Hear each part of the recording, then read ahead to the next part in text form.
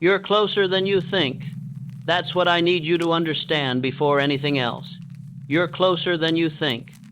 That failure you just experienced, that defeat that feels so crushing right now, that setback that makes you want to quit, that might be the last one, the final obstacle before everything breaks through.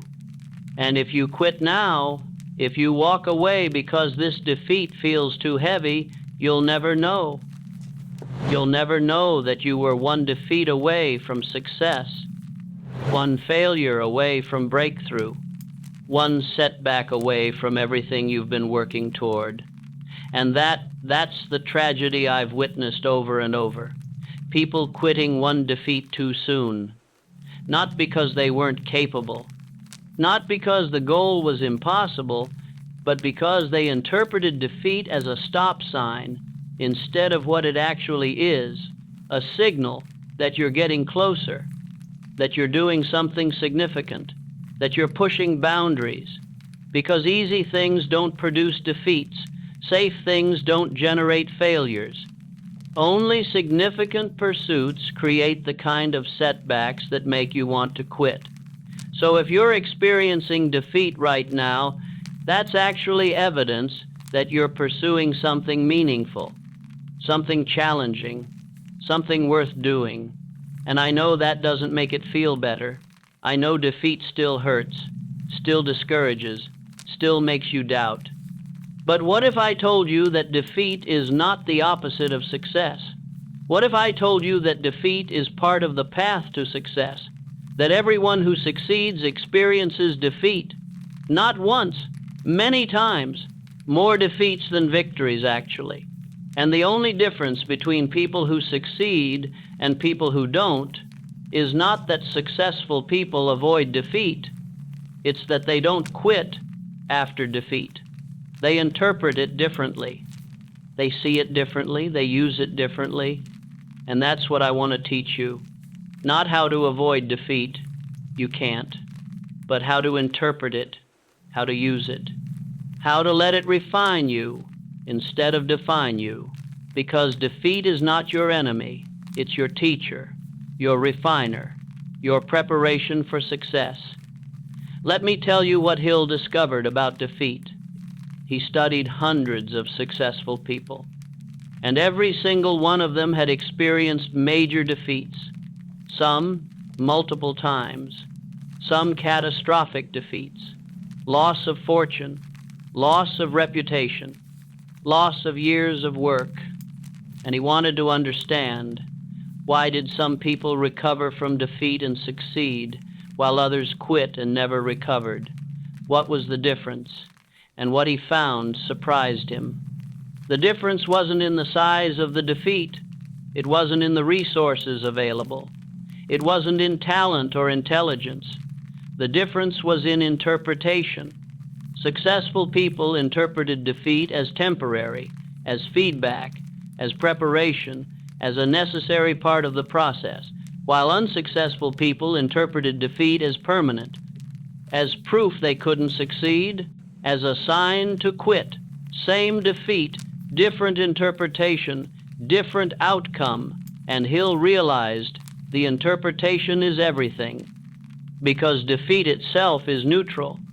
It's just an event, something that happened. But the meaning you assign to it, that determines what happens next. If you interpret defeat as, I'm not capable, this isn't for me, I should quit, you stop. And the defeat becomes permanent failure, not because the defeat was insurmountable, but because you stopped trying. But if you interpret defeat as, this didn't work, what can I learn? What can I try differently? You continue, and the defeat becomes temporary, a lesson, a stepping stone, and eventually you succeed.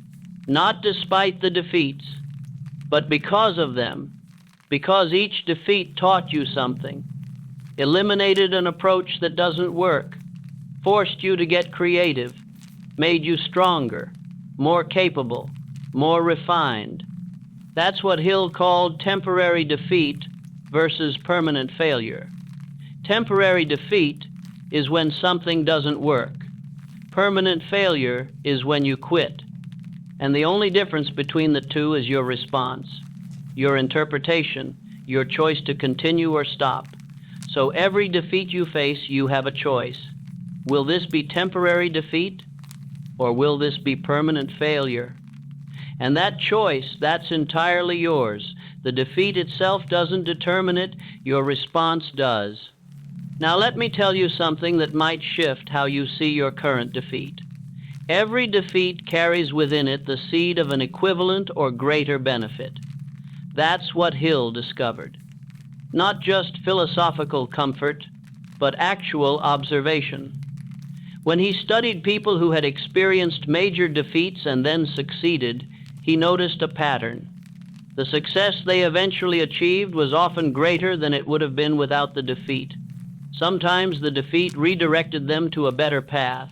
Sometimes it taught them skills they needed. Sometimes it connected them with people who became crucial.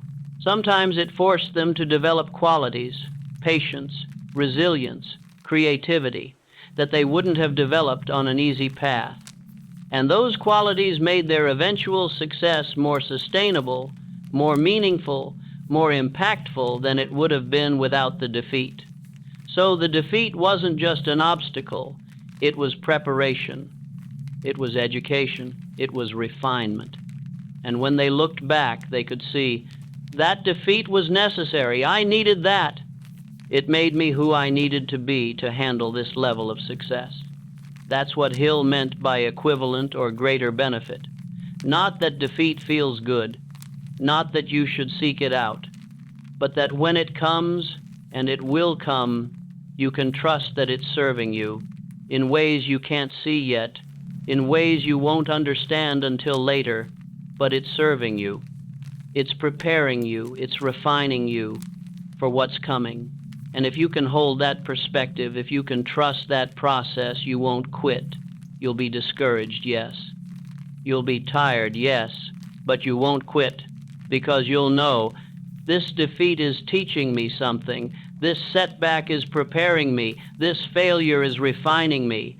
And when I get through this, I'll be more capable than I was before, more ready for success than I could have been without this. That perspective, that trust, that's what allows you to persist through defeat. Not because you're certain you'll succeed, but because you're certain that defeat is serving you. Even when you can't see how, even when it just feels painful, you trust the process. You trust that defeat is temporary, unless you make it permanent by quitting. Now, I want to tell you about something Hill noticed. The defeats that hurt the most are often the ones that come right before breakthrough. Not always, but often, because you've been working so hard. You've invested so much. You've persisted so long. And then defeat again. And it feels crushing because you're tired, because you've already overcome so many defeats, because this one feels like proof that it's not going to work. But here's what Hill observed. That defeat, that crushing, discouraging defeat that comes after long effort, that's often the final test, the final obstacle. The last thing between you and success, not because the universe is testing you, but because significant achievement requires significant growth, and significant growth comes through significant challenge. And the biggest challenges often come at the end, when you're most tired, when you're most vulnerable, when quitting would be easiest. That's when the hardest defeats come. And if you can push through that, if you can persist through that final crushing defeat, that's often when everything shifts, when the breakthrough happens, when all the effort pays off. But only if you don't quit. Only if you interpret that defeat as temporary, as one more obstacle, not as a stop sign. And I know that's hard when you're exhausted, when you've already failed so many times, when this defeat feels like the final proof that it's not going to work. But what if it's not proof? What if it's just another defeat? temporary, surmountable, one more lesson before success. And if you quit now, you'll never know. You'll never know that you were one defeat away, one more effort away, one more attempt away from everything working. And that uncertainty, that wondering, that's harder to live with than one more defeat. So push through one more time, not because you're certain it will work, but because you don't want to spend the rest of your life wondering, what if I'd tried one more time? That's the perspective that keeps you going. Not certainty, but unwillingness to quit when you might be so close. Now let me address something. Some people hear this and they think, but I've been defeated so many times. How many defeats am I supposed to endure before I admit it's not working? And that's a fair question. A real question. How do you know when to persist and when to quit? And here's what I learned. You look at feedback. Are you learning? Are you improving? Are you adapting? If yes, you're making progress. Even if you're still experiencing defeats, even if you haven't succeeded yet, you're learning, you're getting better, you're refining your approach. That's progress. That's temporary defeat. Keep going. But if you're not learning, if you're repeating the same mistakes, if you're not adapting, that's different. That's not temporary defeat. That's stubbornness. And stubbornness doesn't lead to success. It leads to repeated failure. So the question isn't, how many defeats should I endure? The question is, am I learning from each defeat? Am I adapting? Am I improving?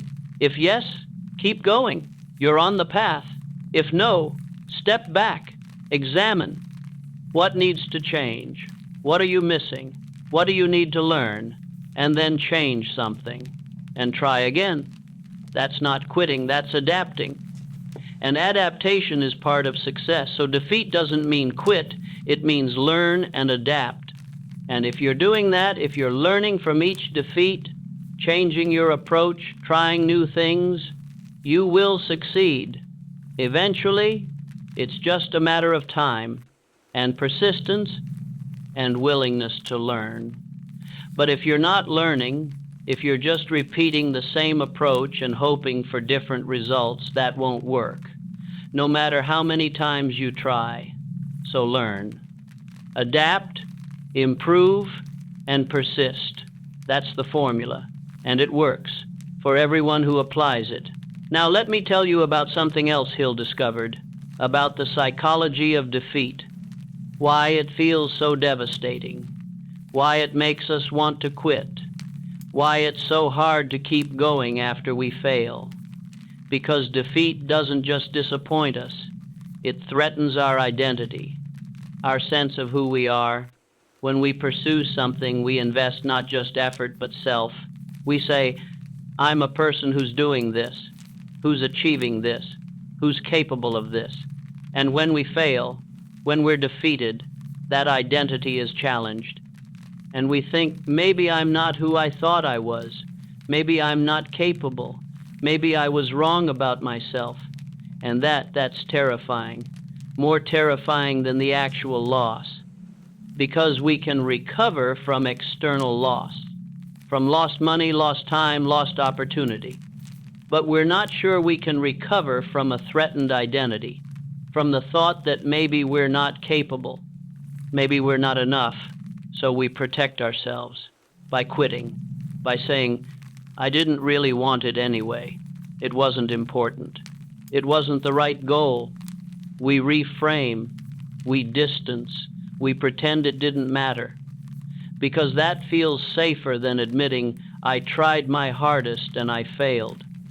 And I don't know what that means about me. But here's what Hill realized. Defeat doesn't actually threaten your identity. It reveals it, shows you who you actually are. Not who you wish you were, not who you pretend to be, but who you are. In the face of difficulty, in the face of failure, in the face of defeat, do you quit or do you persist? Do you give up or do you adapt? Do you blame or do you learn? That's who you are, not your success, not your achievement, but your response to defeat. That reveals character, that shows identity, and successful people, they understand this. They know that defeat doesn't diminish them, it reveals them. And if they don't like what it reveals, they change, they grow. They develop the qualities they want to have, but they don't quit. They don't protect themselves by avoiding challenge, by avoiding defeat. They embrace it as revelation, as opportunity, as refinement. And that's powerful, that's mature, that's the mindset that creates lasting success. So when you're defeated, don't protect your identity by quitting. Let defeat reveal your identity. And if you don't like what you see, grow, change, develop. But don't quit, because quitting protects nothing. It just guarantees you stay who you are. Never growing, never changing, never becoming who you could be. And that's worse than any defeat. That's the real failure, not trying and failing, but protecting yourself from failure by never really trying, by quitting when it gets hard, by avoiding the revelation. That's the tragedy. So let defeat reveal you and become who you need to be through the process, through the challenge, through the refinement. That's how you grow. That's how you succeed, not by avoiding defeat, but by letting defeat transform you. Now let me tell you about a pattern I noticed. In almost every case of eventual success, there was a moment, a specific moment, when the person could have quit, should have quit, by all logical reasoning. The defeat was crushing. The odds were impossible. The situation was hopeless, and quitting would have been completely understandable, justifiable even. But they didn't quit, not because they were certain they'd succeed, not because they had some special insight that it would work out, but because something in them said, "Not yet. Try one more time. Give it one more effort." And that decision, that choice in that moment, that's what made the difference between success and giving up too soon. Because that moment, that crushing defeat that made them want to quit, that was often the turning point, the last obstacle before breakthrough. But they couldn't see that. They just knew they weren't ready to quit. Not yet. And so they pushed through. One more time, and that's when things changed. Not immediately, but soon after. The breakthrough came. The opportunity appeared. The pieces fell into place. And when they looked back, they realized, if I'd quit in that moment, if I'd given in to that defeat, I would have missed everything that came after. And that thought, that realization, it's haunting. To know how close you came to quitting, how close you came to missing your own success. By one decision, one choice, one moment of weakness. That's why I'm telling you this, because you might be in that moment right now, that crushing defeat, that impossible situation, that moment when quitting makes complete sense, and I want you to know, this might be it. This might be the moment, the last obstacle before everything changes. And if you quit now, you'll never know. You'll never know how close you were, how near success was, how much was about to shift. And that wondering, that uncertainty, that will stay with you for years, maybe forever. So don't quit, not yet, not in this moment. Push through. One more time, not because you're certain, but because you're not willing to wonder for the rest of your life. What if I'd tried one more time? What if I'd pushed through one more defeat? What if I'd been one defeat away from success and I quit? Don't carry that. Don't live with that uncertainty. Push through and know, one way or another, but know, don't wonder. That's worth the effort, worth the pain, worth pushing through one more defeat. to know, instead of to wonder. Now, I want to address something practical. What do you actually do after defeat? How do you process it? How do you recover? How do you prepare to try again? Because it's not automatic. Defeat hurts. It discourages, it creates doubt, and if you don't process it well, if you don't recover properly, it can paralyze you, keep you from trying again. So here's what I learned works. First, feel it. Don't suppress it. Don't pretend it doesn't hurt. Don't rush to positive thinking. Feel the disappointment, the frustration, the sadness. Whatever emotions come, let them be there. Acknowledge them. Because suppressing them doesn't make them go away. It just stores them, and they'll come back later, stronger. So feel them now, fully. Give yourself permission to be disappointed, to be sad, to be frustrated. That's human, that's normal, that's healthy. And then, after you've felt it, after you've given the emotions space, shift to analysis. What happened? What didn't work? What can I learn? Not to blame yourself, not to condemn yourself, but to understand. What information does this defeat give me? What does it reveal? About my approach? About my assumptions? About what I need to change? Look at it objectively, like a scientist examining an experiment that didn't produce the expected result. What did I learn? What needs to adjust? What will I try differently? That's the productive response to defeat. Feel it, then learn from it, then adjust, then try again. That's the cycle. Defeat.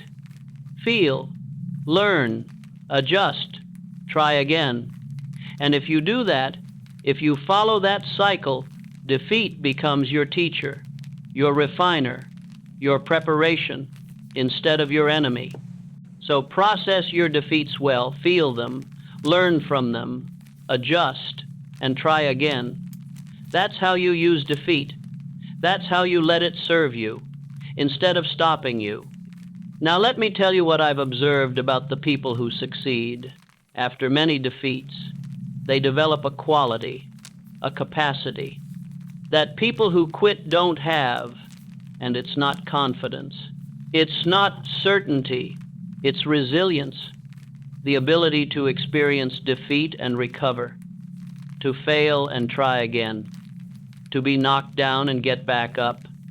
And this resilience, it's not something you're born with. It's something you develop through experience, through defeat, through recovery. Each time you experience defeat and don't quit, you build resilience. You prove to yourself, I can handle this. I can recover from this. I can keep going after this. And that proof, that evidence, it accumulates. And over time, you become someone who's not afraid of defeat, not because defeat doesn't hurt, but because you know you can handle it. You've handled it before, many times, and you can handle it again. And that resilience, that's one of the most valuable qualities you can develop, because life is full of defeats, of setbacks, of failures. And if you can't handle them, if they stop you, you won't achieve much. But if you can handle them, if you can recover and keep going, there's almost nothing you can't achieve. Given enough time, given enough attempts, given enough resilience. So see each defeat as an opportunity to build resilience, to prove to yourself that you can handle this. That defeat doesn't stop you, that you're someone who keeps going, even after failure, even after setback, even after defeat. That's who you're becoming through these defeats. Someone resilient, someone capable, someone unstoppable, not because you don't fail, but because failure doesn't stop you. And that's power. That's the real achievement. Not success without defeat, but persistence through defeat. That's what makes you unstoppable.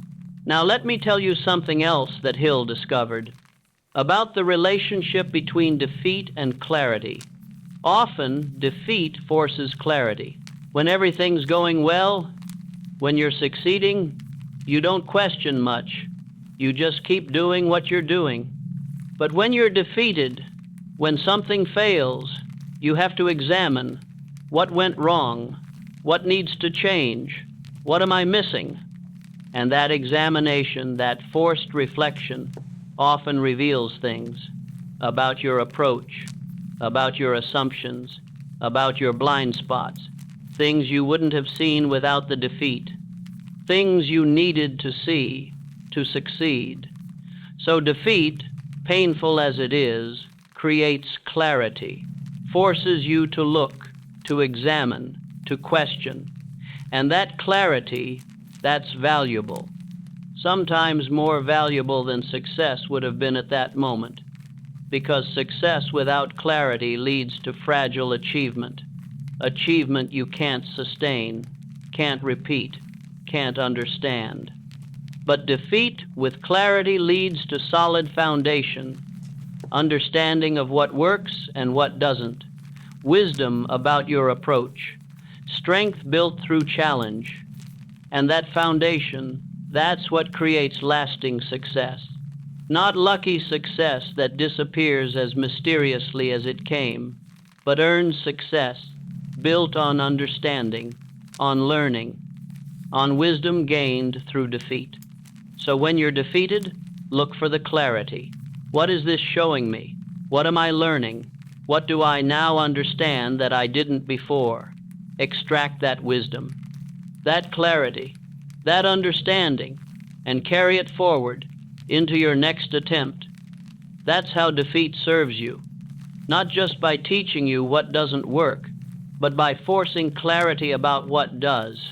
And that clarity, accumulated over many defeats, eventually leads to success. Because you've eliminated what doesn't work, you understand what does.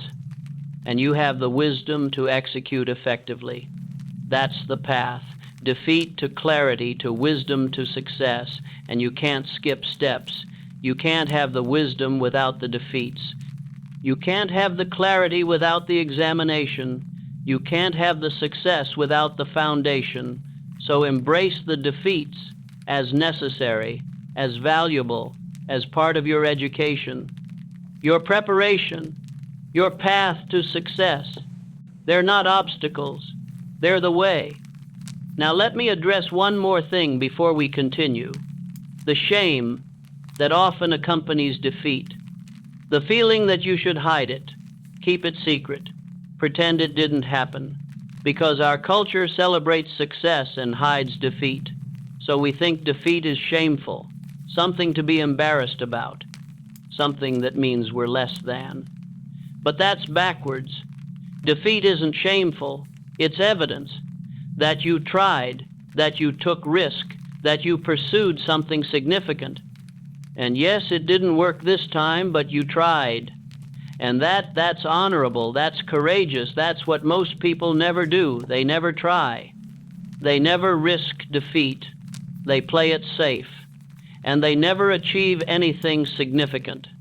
So they have no defeats, but they also have no victories, no growth, no stories, just safety and regret. So if you've been defeated, wear it, not as shame, but as badge of courage, of effort, of willingness to try. You're in good company. Every successful person has been defeated many times. They just don't quit after defeat. They learn, they adapt, they try again, and eventually they succeed, and their defeats become part of their story, part of what made them who they are, part of their strength, their wisdom, their character. So don't hide your defeats. Don't be ashamed. Be proud that you tried, that you risked, that you pursued something worth pursuing, even though it didn't work out, even though you were defeated. You tried, and that matters. That counts. That's success of a different kind. Not outcome success, but process success, character success, the success of trying, of risking, of pursuing, and that's worth celebrating. Even when the outcome isn't what you wanted, even when you were defeated, you tried, and that's worth everything. Now let me tell you what happens when you persist through multiple defeats. When you don't quit after the first defeat, or the second, or the 10th, something changes in you. Not just resilience, though that develops, but perspective. You start to see defeat differently, not as failure, but as feedback, not as ending, but as information, not as proof you can't, but as evidence of what to try next. And that shift in perspective, that changes everything. Because you're no longer afraid of defeat. You expect it. You know it's coming. You know it's part of the process. So when it happens, you're not crushed. You're not surprised. You're not discouraged in the same way. You're just, okay, that didn't work. What did I learn? What will I try next? And that calm response to defeat, that's powerful. That's mature. That's what allows you to persist for as long as it takes, through as many defeats as necessary, because defeat doesn't mean what it used to mean. It doesn't mean failure. It doesn't mean you can't. It just means this approach didn't work. Try something different, and you do, without drama, without despair, without quitting. Just adjust and try again. And that's the mindset of inevitable success. Not guaranteed success, not immediate success, but inevitable success.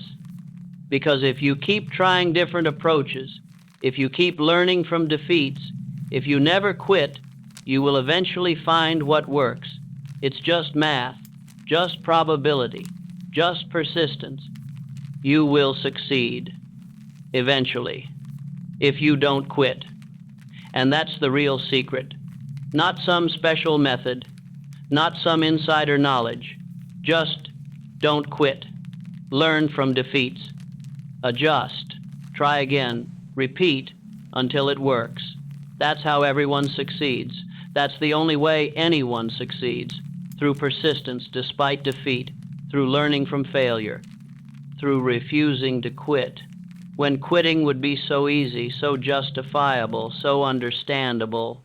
They don't quit, they keep going. One more time. And that's what makes them successful. Not talent, not luck, not special advantage, just refusal to quit, combined with willingness to learn and adapt and try again.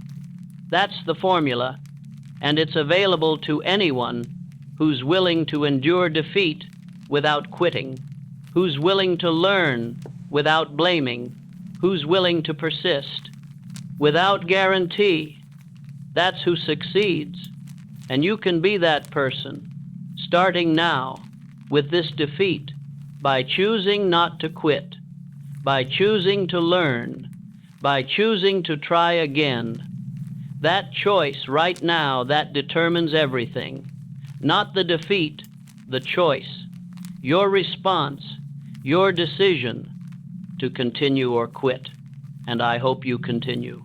I hope you choose to try again, to learn from this, to use this defeat as preparation, as education, as refinement for your eventual success, which is coming if you don't quit, if you keep learning, if you persist.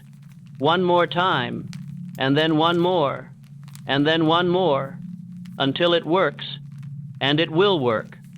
If you don't quit, that's the promise. Not of easy success, but of eventual success for those who persist through defeat, with learning, with adaptation, with unwavering commitment. That's who succeeds, and you can be one of them by choosing right now to continue despite this defeat. That's the choice that determines everything. So rest now. Process this.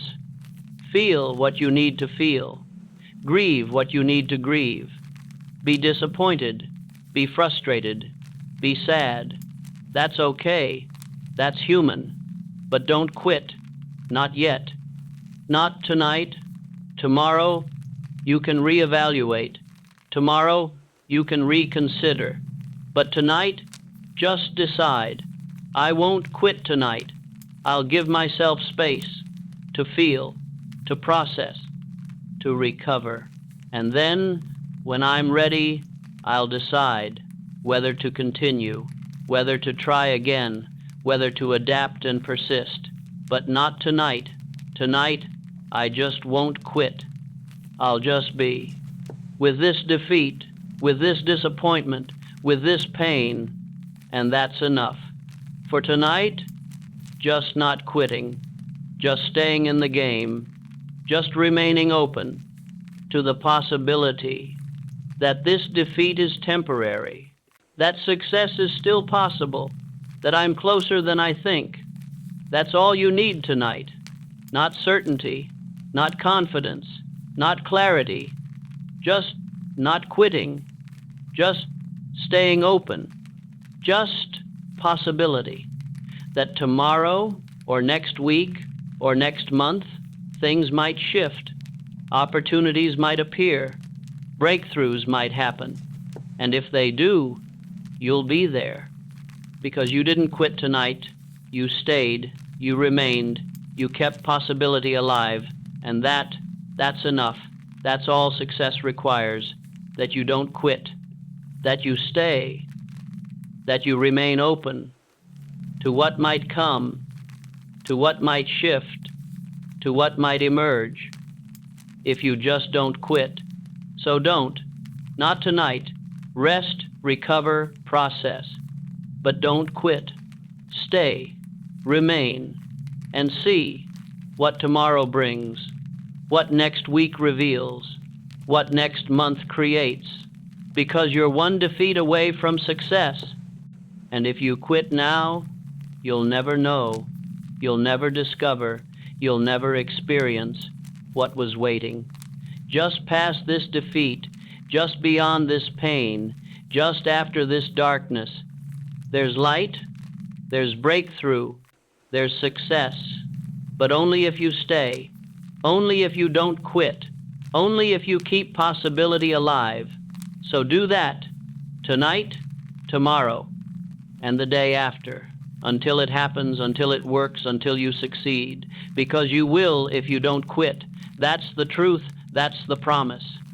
That's what Hill discovered, and what I'm sharing with you. Success belongs to those who don't quit. Despite defeat, despite pain, despite discouragement, they stay, they persist, they remain. And eventually, inevitably, they succeed. And you will too, if you make that choice to stay, to persist, to not quit, starting tonight with this defeat, by choosing, I won't quit, not tonight. And that choice, that's everything. Let me tell you about something I've observed, about the specific ways defeat tries to convince you to quit. Because defeat doesn't just hurt, it speaks, it tells you stories about yourself, about your situation, about your chances. And these stories, they're convincing, persuasive, they sound true, they sound like wisdom, like reality, like common sense, but they're not. They're just defeat talking, trying to protect you, trying to keep you safe, trying to get you to quit before you experience more pain, more disappointment, more failure. And the stories sound like this. You've tried enough. It's time to be realistic. It's not going to work. You're not capable of this. Other people can do it, but not you. You don't have what it takes. You're wasting your time. You should quit while you still have some dignity, before you lose more, before you embarrass yourself further. Just stop. Just quit. Just accept that this isn't for you. That's what defeat says. And it sounds reasonable. It sounds wise. It sounds like self-care. like self-preservation, like intelligence. But it's not. It's just fear, disguised as wisdom. It's protection, disguised as realism. It's avoidance, disguised as acceptance. And if you believe these stories, if you listen to defeat's voice, you will quit, you will stop, you will give up, not because you're incapable, not because it's impossible, but because defeat convinced you through stories, through fear, through protection. So here's what I want you to understand. When defeat speaks, when those stories come, when that voice tells you to quit, recognize it for what it is, not truth, not wisdom, not reality. Just fear, just protection, just defeat trying to stop you from experiencing more pain.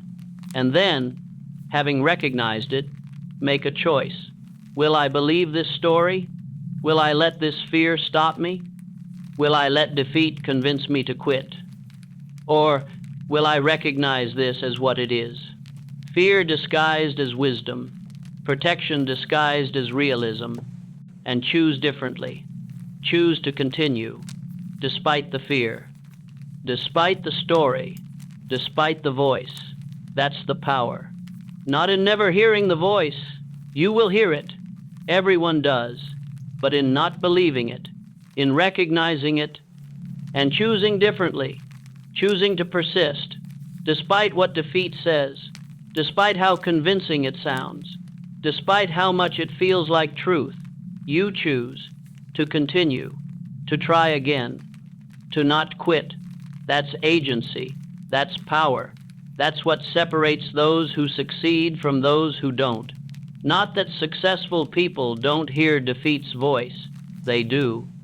They just don't believe it. They recognize it, and they choose differently, and you can too. Now let me tell you about something else I've noticed, about the relationship between defeat and time. When you experience defeat, it feels permanent. Like this is how things are now. Like nothing will change. Like you'll always feel this way. Always be in this situation. Always be defeated. But that's not true. Defeat is temporary. If you don't make it permanent by quitting, time changes things. New information comes. New opportunities appear. New skills develop. You're not the same person next month that you are today. You won't see things the same way. You won't have the same limitations. Time brings change, growth, possibility.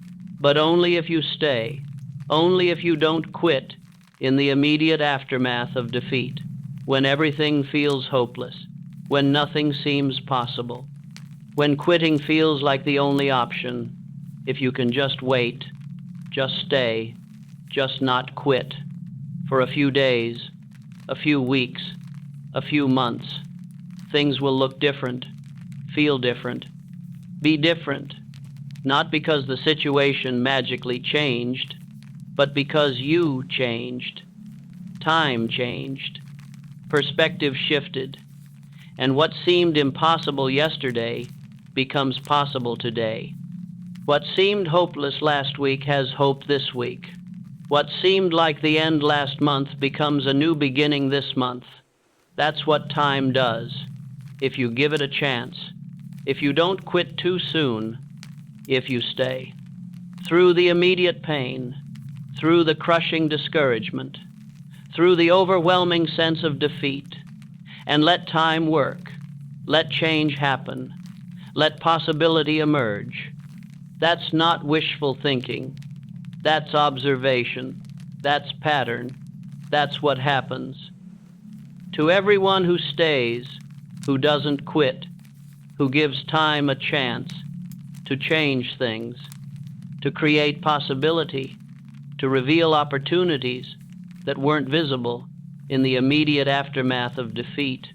So when you're defeated, remember, this is temporary. This feeling is temporary. This situation is temporary.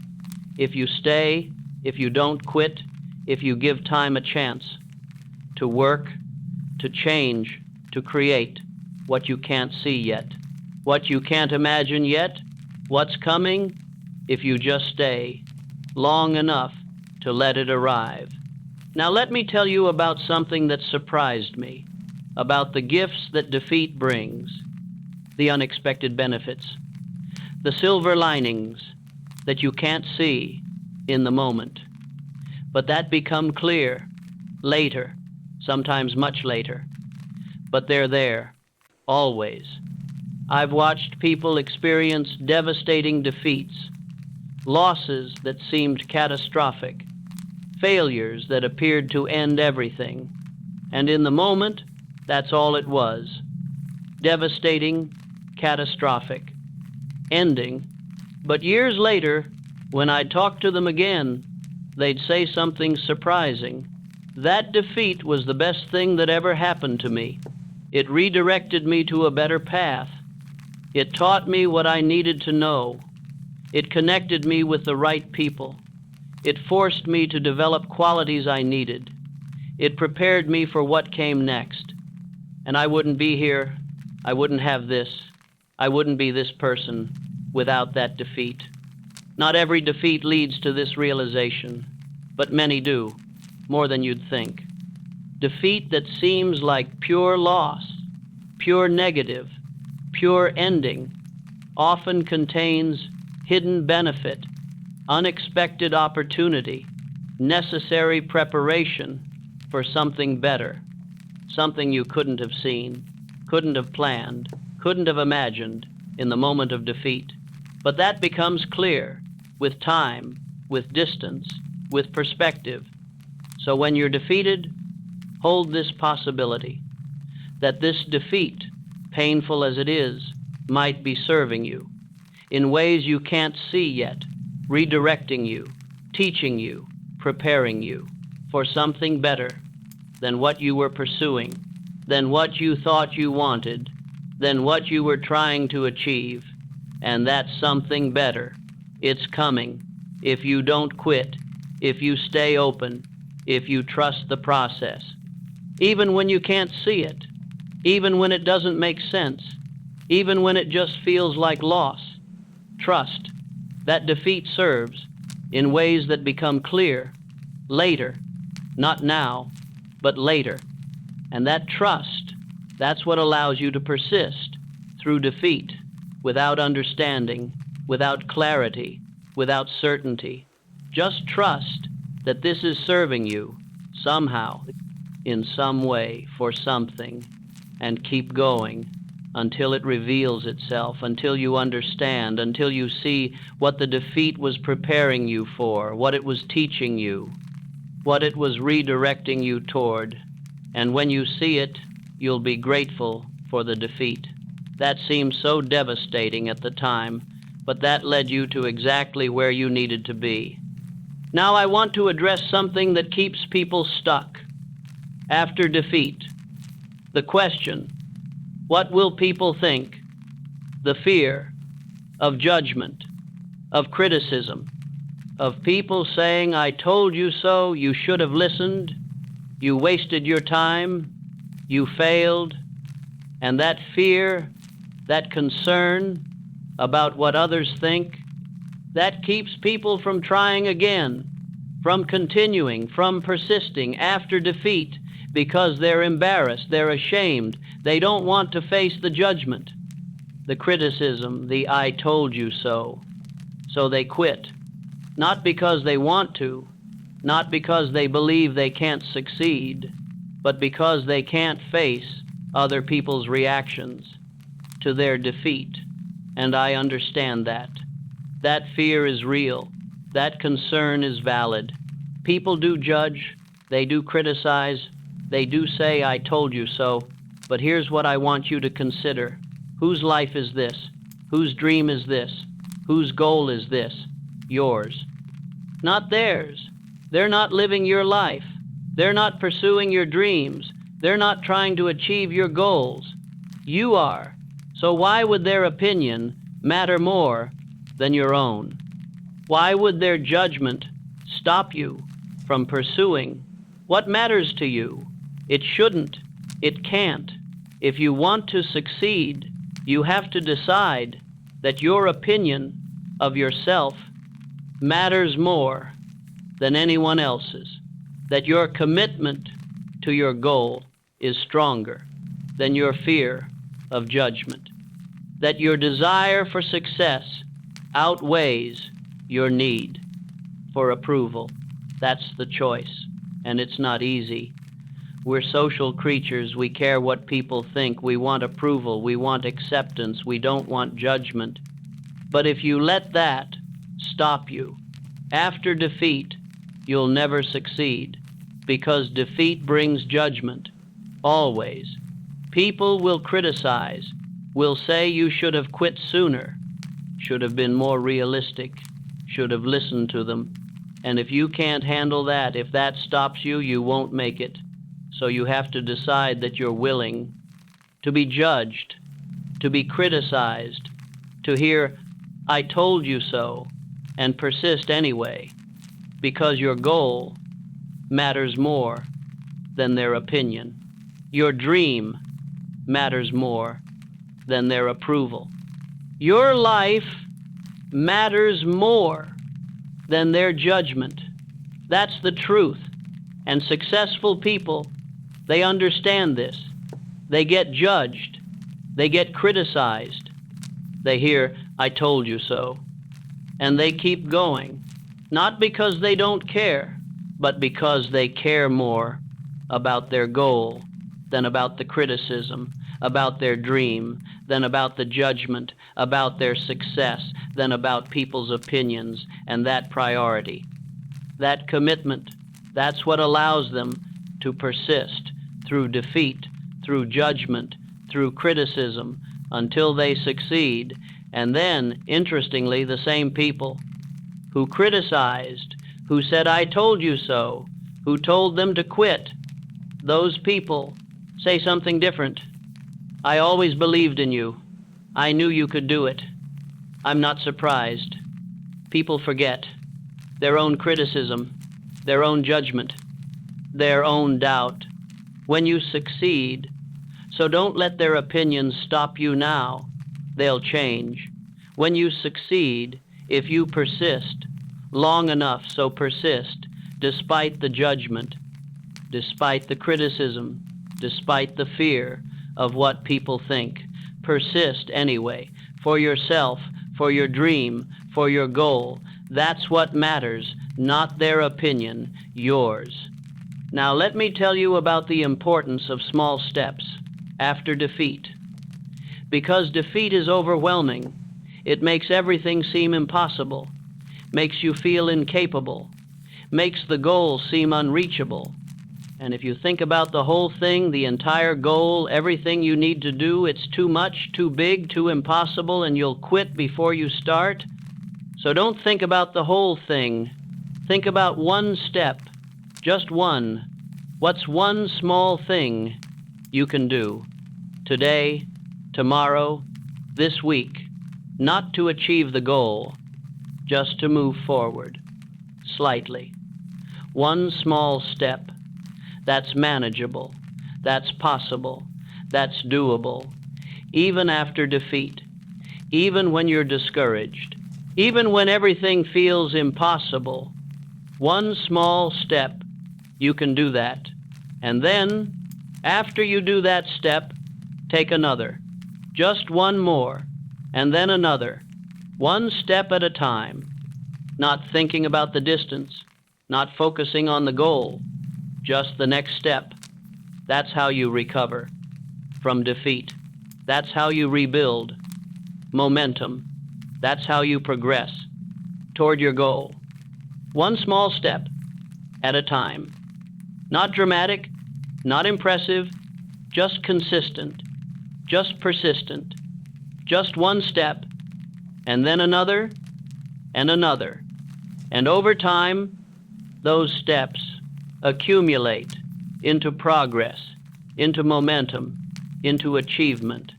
But it starts with one step.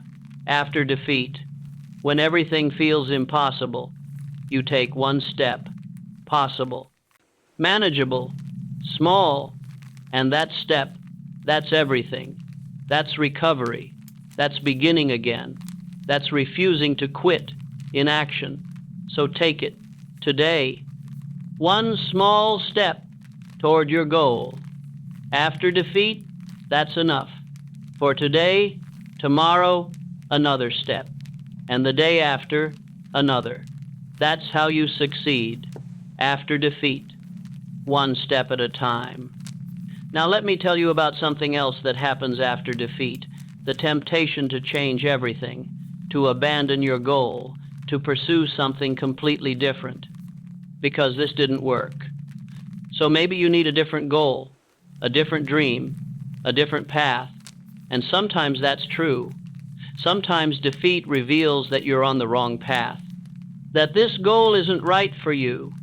But often, it's not the goal that's wrong. It's the approach, the method, the strategy. And if you abandon the goal because the approach didn't work, you might be giving up on something that could have succeeded with a different approach. So before you change your goal after defeat, ask yourself, do I still want this? Deep down, when I'm honest, do I still desire this? If yes, don't change the goal. Change the approach. Try a different method, a different strategy, a different path to the same destination. That's not failure. That's adaptation. That's intelligence. That's what successful people do. They stay committed to the goal, but flexible in the method. They don't quit the goal. When one approach fails, they just try a different approach, and another, until they find what works. That's persistence. That's wisdom. That's success. But if the answer is no, if honestly you don't want this anymore, if the desire has faded, if you've realized this isn't your path, then changing the goal, that's not quitting. That's growing, that's evolving, that's honoring your truth. So be honest with yourself. After defeat, is it the goal or the approach that needs to change? And choose accordingly, with integrity, with wisdom, with honesty. That's how you respond to defeat, with discernment, not just persistence, not just quitting, but wisdom. To know the difference between wrong approach and wrong goal. Now I want to talk about something practical, how to maintain hope after defeat. Because defeat crushes hope, makes you doubt, makes you question whether it's possible, whether you're capable, whether it will ever work. And without hope, you can't persist. You can't try again. You can't keep going. So hope matters. But how do you maintain it? After defeat, after failure, after setback. Here's what I've learned. Hope doesn't come from certainty. It comes from possibility. You don't need to be certain you'll succeed. You just need to believe. It's possible that if you keep trying, keep learning, keep adapting, eventually it might work. That's enough. That possibility, that maybe, that could be. That's hope, and it's realistic, because success is possible for most goals. If you persist, if you learn, if you adapt, it's possible. Not certain, not guaranteed, but possible, and that's enough to keep going, to try again, to not quit. So when you're defeated, when hope is fading, when doubt is loud, remember, it's still possible. Others have succeeded at this, at similar things, after similar defeats, so it's possible for you too. Not certain, but possible, and possibility. That's hope. That's enough to keep going. One more time, one more try, one more effort, because it's possible. And as long as it's possible, why quit? Why give up on possibility, on maybe, on could be? Stay, try, persist, and see if possibility becomes reality. That's hope, realistic hope, not naive hope, but grounded hope, in possibility, in others' success, in your own potential. That's enough to keep going after defeat. Now let me address something else, the loneliness of defeat, because defeat is isolating. People don't know what to say. They avoid you. They're uncomfortable with your failure, with your pain, with your disappointment. So you're alone with the defeat, with the doubt, with the decision whether to quit or continue.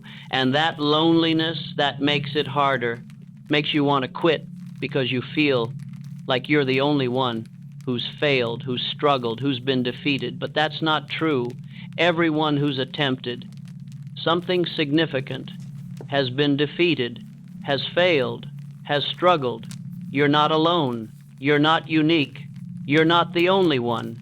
You're just in a moment that everyone experiences but rarely talks about, because we celebrate success and hide defeat, so it feels like you're alone, but you're not. There are thousands, millions of people who've been defeated, who failed, who've struggled, and then succeeded because they didn't quit, they persisted, they tried again. And you're one of them, not in the success yet, but in the defeat, in the struggle, in the choice, whether to quit or persist. You're not alone. You're in company, good company, of everyone who's ever attempted something significant and been defeated on the way. So don't let loneliness convince you that you're the only one, that your defeat is unique, that no one else understands. They do. Everyone who's succeeded understands, because they've been there, they've been defeated. They've been discouraged. They've wanted to quit, but they didn't. They persisted and succeeded. And you can too. You're not alone in this defeat, in this struggle, in this choice. You're in company with everyone who's ever persisted through defeat to success. Remember that. When loneliness makes you want to quit, you're not alone. Now let me tell you about the power of identity. After defeat, because defeat challenges who you think you are, makes you question your capabilities, your worthiness, your potential.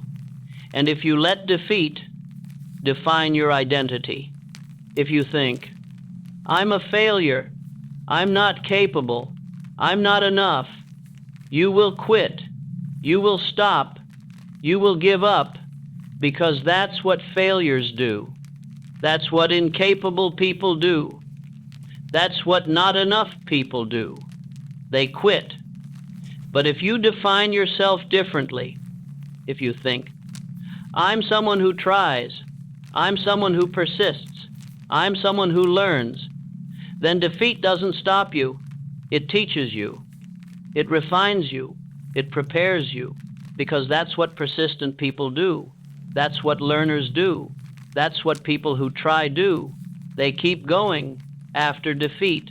So your identity after defeat, that matters more than the defeat itself, because identity drives behavior. If you identify as someone who quits, you'll quit. If you identify as someone who persists, you'll persist. So choose your identity consciously, deliberately, after defeat. Don't let defeat choose for you. Don't let failure define you. Choose how you see yourself, what you believe about yourself, and choose identities that serve you. I'm persistent. I'm a learner. I'm resilient. I'm someone who finishes. I'm someone who doesn't quit. Those identities, they create behavior that leads to success. So choose them, claim them, live them after defeat. That's how you recover. That's how you persist. That's how you eventually succeed.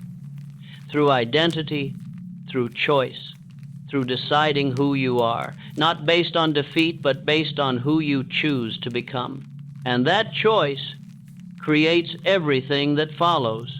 Now let me share something about the rhythm of recovery after defeat, because recovery isn't linear.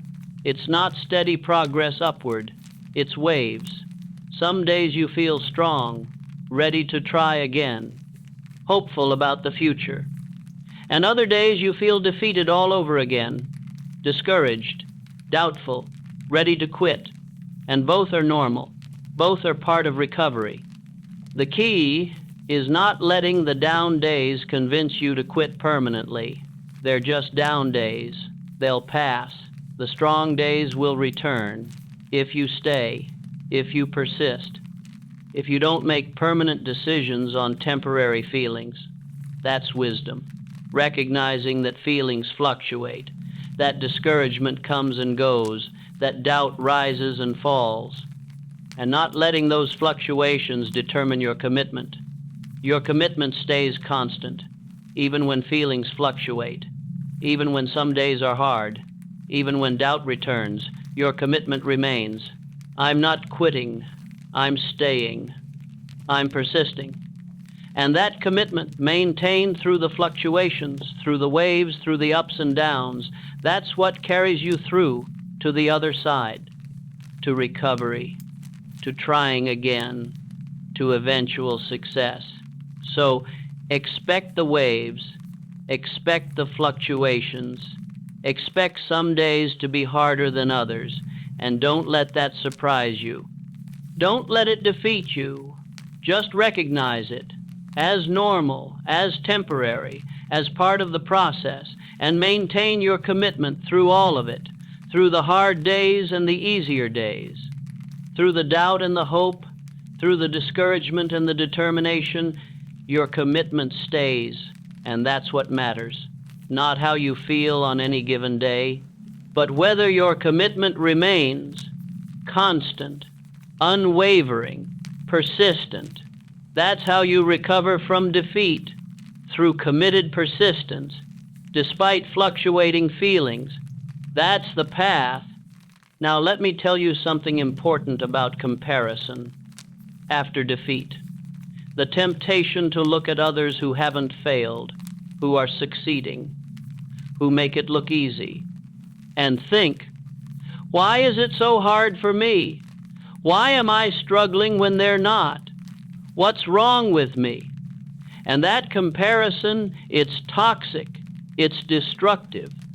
It makes you feel worse, makes you want to quit because you feel inadequate, incapable, less than. But here's the truth. You don't know their whole story. You don't see their defeats, their struggles, their failures. You only see their success, their highlight reel, not their behind the scenes, not their failures, not their defeats that they're hiding, just like you're hiding yours. Everyone hides their defeats. Everyone shows their successes. So when you compare, you're comparing your behind the scenes to everyone else's highlight reel. And that's not fair. It's not accurate. It's not true. If you could see everyone's full story, their defeats and their successes, you'd realize you're not behind. You're not inadequate. You're not failing more than others. You're just in a different part of your story, the defeat part, that everyone experiences but rarely shows. So stop comparing. Stop looking at others' successes and feeling inadequate.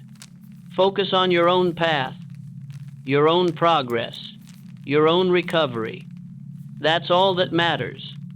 Not how you compare to others, but whether you're moving forward, learning, growing, recovering. That's your measure, not comparison, progress. And if you're trying, if you're learning, if you haven't quit, you're progressing. You're succeeding at the thing that matters most, persistence, and that's enough. That's everything. Don't let comparison steal that from you.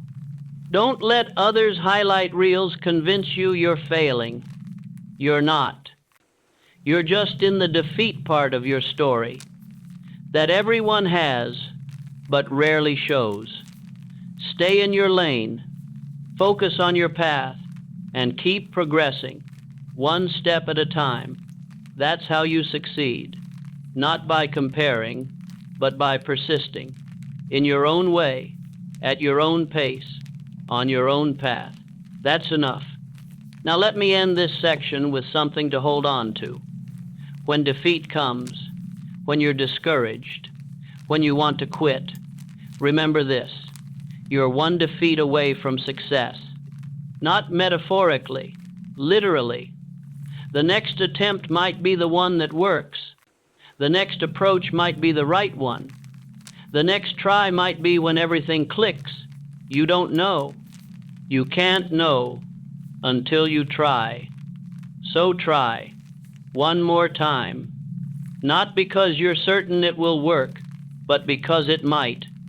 And that possibility, that's worth the effort, worth the risk, worth staying instead of quitting. Because if you quit now, you'll never know. Was I one defeat away? Was the next attempt the one? Was I about to succeed and you quit? Right before it happened, that uncertainty, that wondering, that will haunt you more than any defeat, more than any failure, more than any setback. So don't carry that.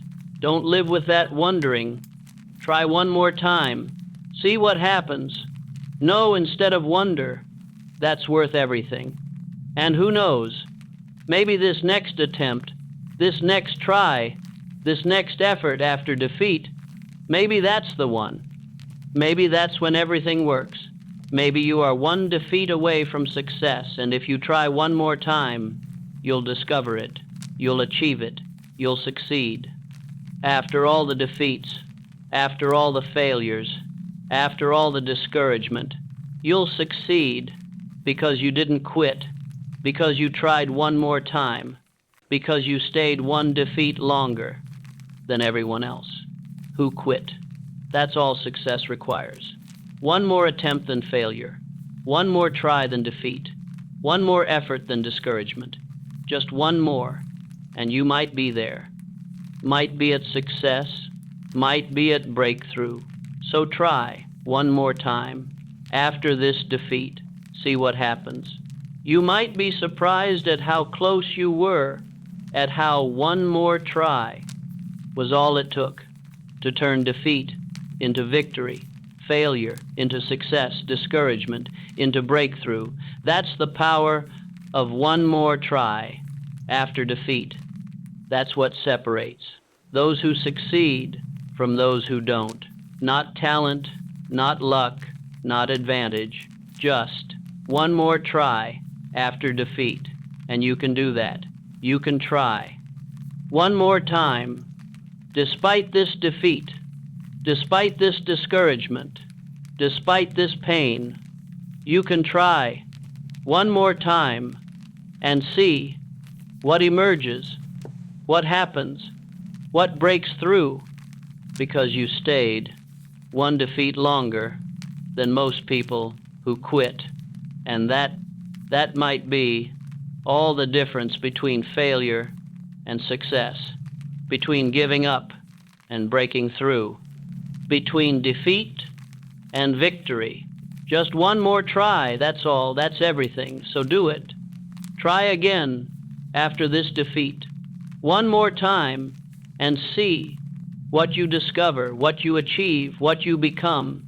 Through that one more try, that changes everything. And that one more try creates a legacy, not just achievement, but character. The kind of person you become through persisting, through not quitting, through trying again after defeat. That person is valuable, is capable, is unstoppable, not because they don't fail, but because failure doesn't stop them. They experience defeat, feel the pain, process the disappointment, and then they try again, without drama, without despair, without quitting, just one more try. And that quality, that capacity, that's rare. Most people quit after one defeat, or two, or three. They give up when it gets hard, when they fail, when they're defeated. But you're different. You try again, despite defeat. Despite pain, despite discouragement, you persist, you stay, you try. One more time, and that makes you extraordinary, makes you capable, makes you someone who will eventually succeed at something, maybe this goal, maybe something else, but you will succeed because you're the kind of person who doesn't quit, who persists, who tries again after defeat. And that quality, that's more valuable than any specific achievement because it transfers to everything, every goal, every challenge, every pursuit for the rest of your life. You'll face defeats and you'll respond the same way by trying again, by not quitting, by persisting. And that response, that quality, will create success again and again throughout your life. So this defeat, this moment, this choice, whether to quit or persist, it's not just about this one goal, it's about who you become, what you develop, what character you build through your response to defeat. And if you choose to persist, to try again, to not quit, you're choosing to become someone who succeeds eventually, inevitably, because that's who you are, someone who doesn't quit. And people who don't quit, they succeed, not always immediately, not always easily, but eventually, because they stay long enough to figure it out, to find what works, to break through. And that will be you if you make that choice to try again. After this defeat, one more time, that choice creates everything. Your character, your future, your success. So choose wisely, choose to persist, choose to try one more time and become who you're meant to be. Someone who doesn't quit after defeat, but tries again and succeeds. Eventually, that's who you are if you choose it. Starting now with this defeat by deciding, I'll try one more time. Let me tell you something about the space between defeat and the next attempt. That gap, that pause, that in-between time, it's important. More important than people realize, because that's where the real work happens. Not in the doing, not in the trying, but in the recovering, the processing, the preparing for the next attempt. And how you spend that time, that determines whether you'll actually try again or whether you'll quit. So let's talk about what to do in that space after defeat, before the next try. First, feel everything, all the emotions, the disappointment, the frustration, the sadness, the anger, the shame. Whatever comes up, let it be there. Don't suppress it. Don't rush past it. Don't pretend you're fine. Feel it fully, completely. Give yourself permission to be human, to hurt, to grieve what you lost, what didn't work, what you hoped for. That's not weakness, that's health, that's processing. And if you skip this step, if you try to be strong, try to move on too quickly, try to stay positive before you've processed, the emotions will stay buried, unprocessed, and they'll come back later, stronger. So feel them now. Let them move through you.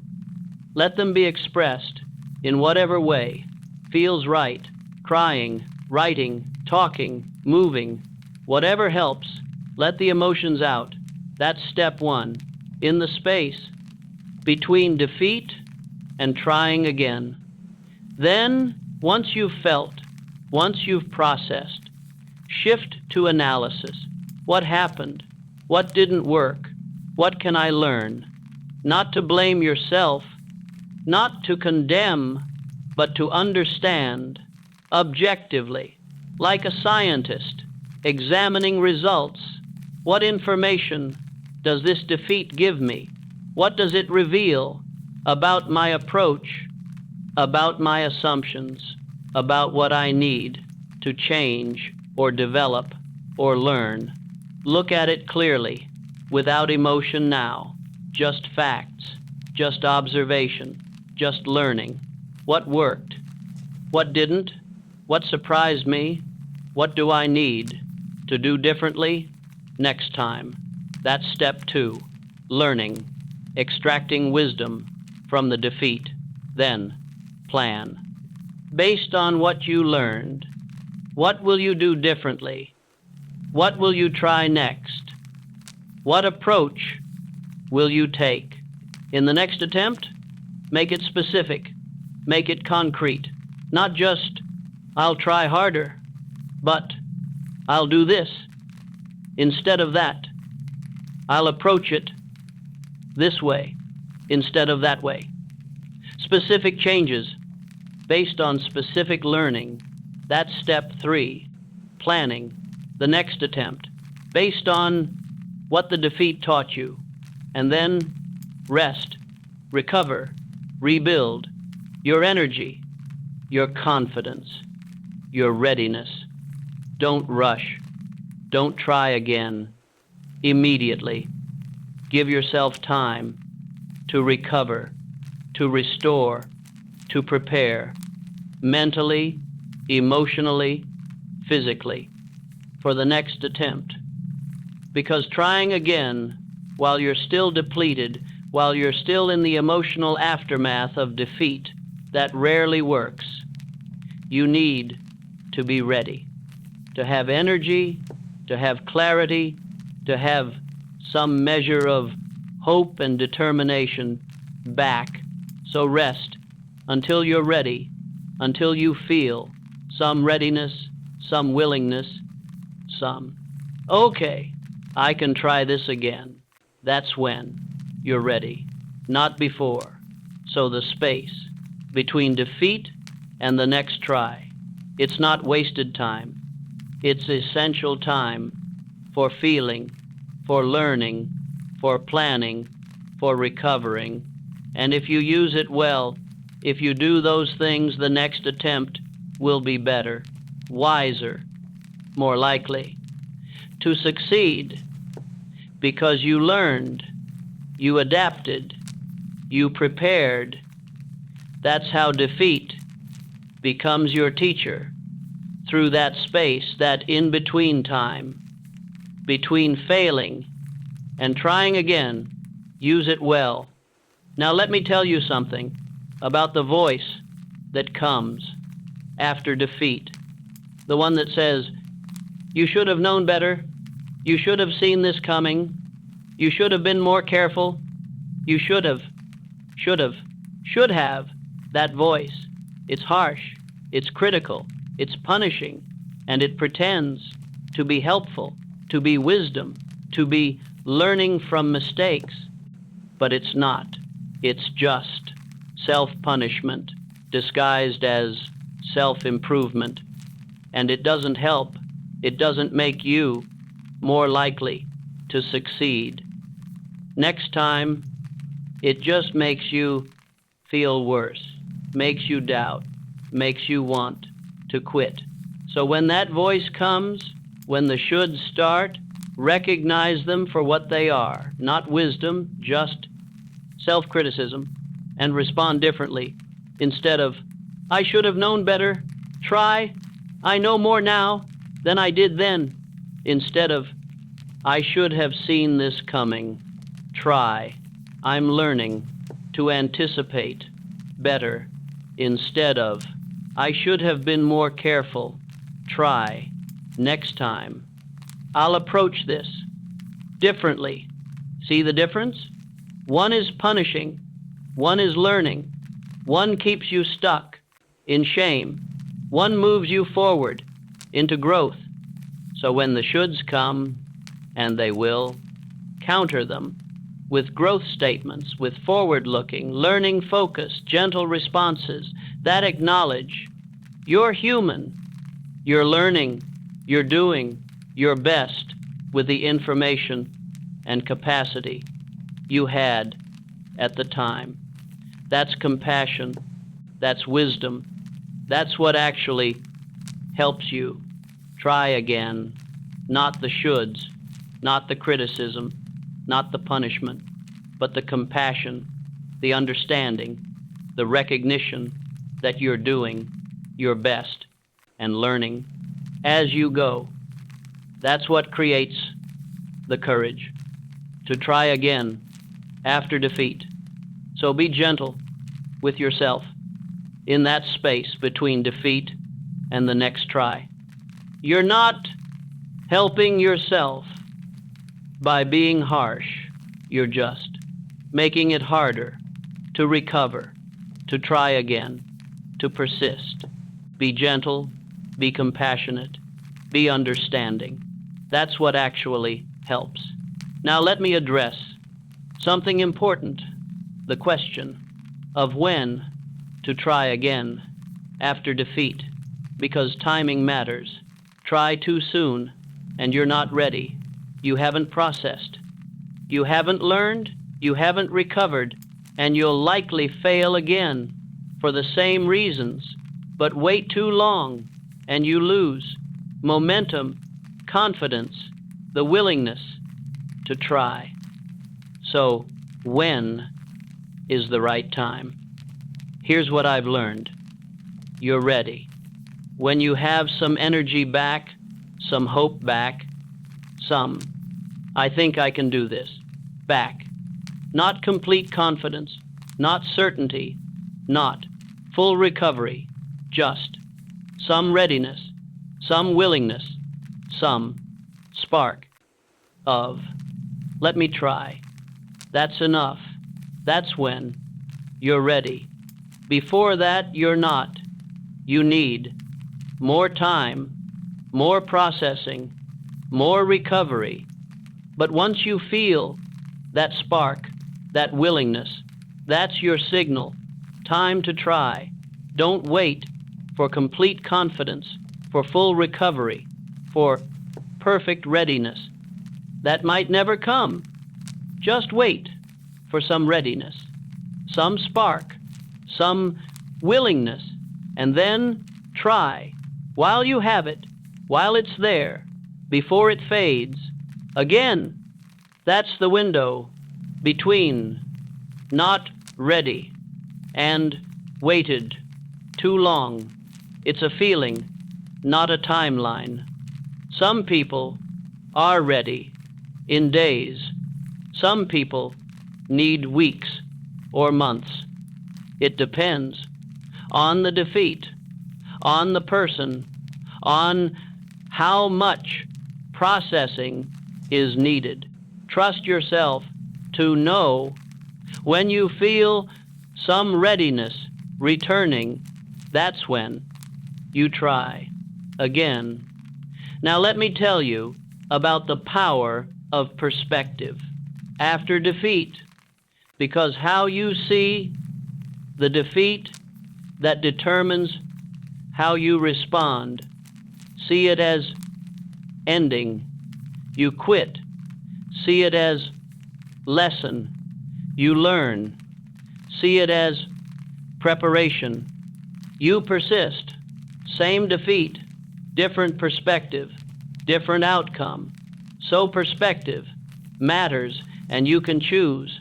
Your perspective, you can decide how to see this defeat, not as passive victim of circumstances, but as active interpreter of events. You choose the meaning you assign to the defeat, and that meaning creates your response. So choose meanings that serve you, that help you, that move you forward. This defeat is teaching me what I need to know. This defeat is preparing me for what's coming. This defeat is showing me what to change. This defeat is temporary, not permanent. This defeat doesn't define me, it refines me. Those perspectives, those meanings, they create different responses than this defeat proves I can't. This defeat shows I'm not good enough. This defeat means I should quit. See the difference?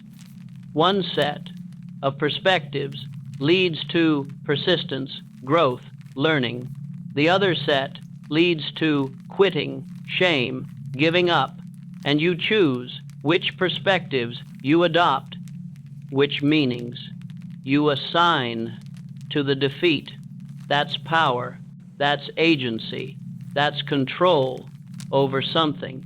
You can actually control not the defeat itself, but your interpretation of it. So interpret wisely. Choose perspectives that serve your goals, your growth, your persistence, not perspectives that serve your fear, your protection, your quitting.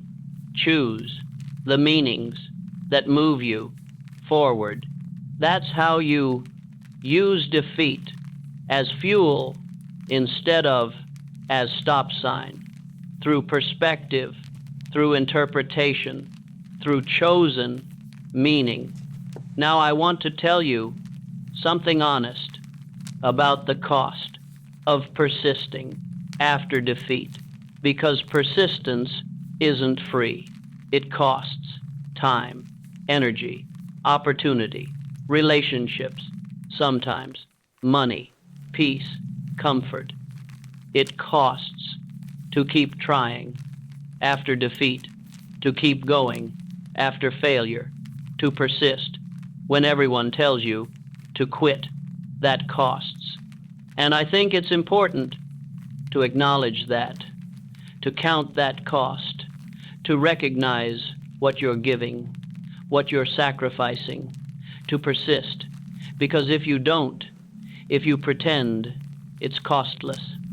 If you ignore the sacrifice, you'll resent it. Later, you'll feel bitter, angry at yourself, at others, at the goal, for what it cost you. But if you count the cost, if you acknowledge what you're giving, what you're sacrificing, and you choose it consciously, deliberately, willingly, then there's no resentment.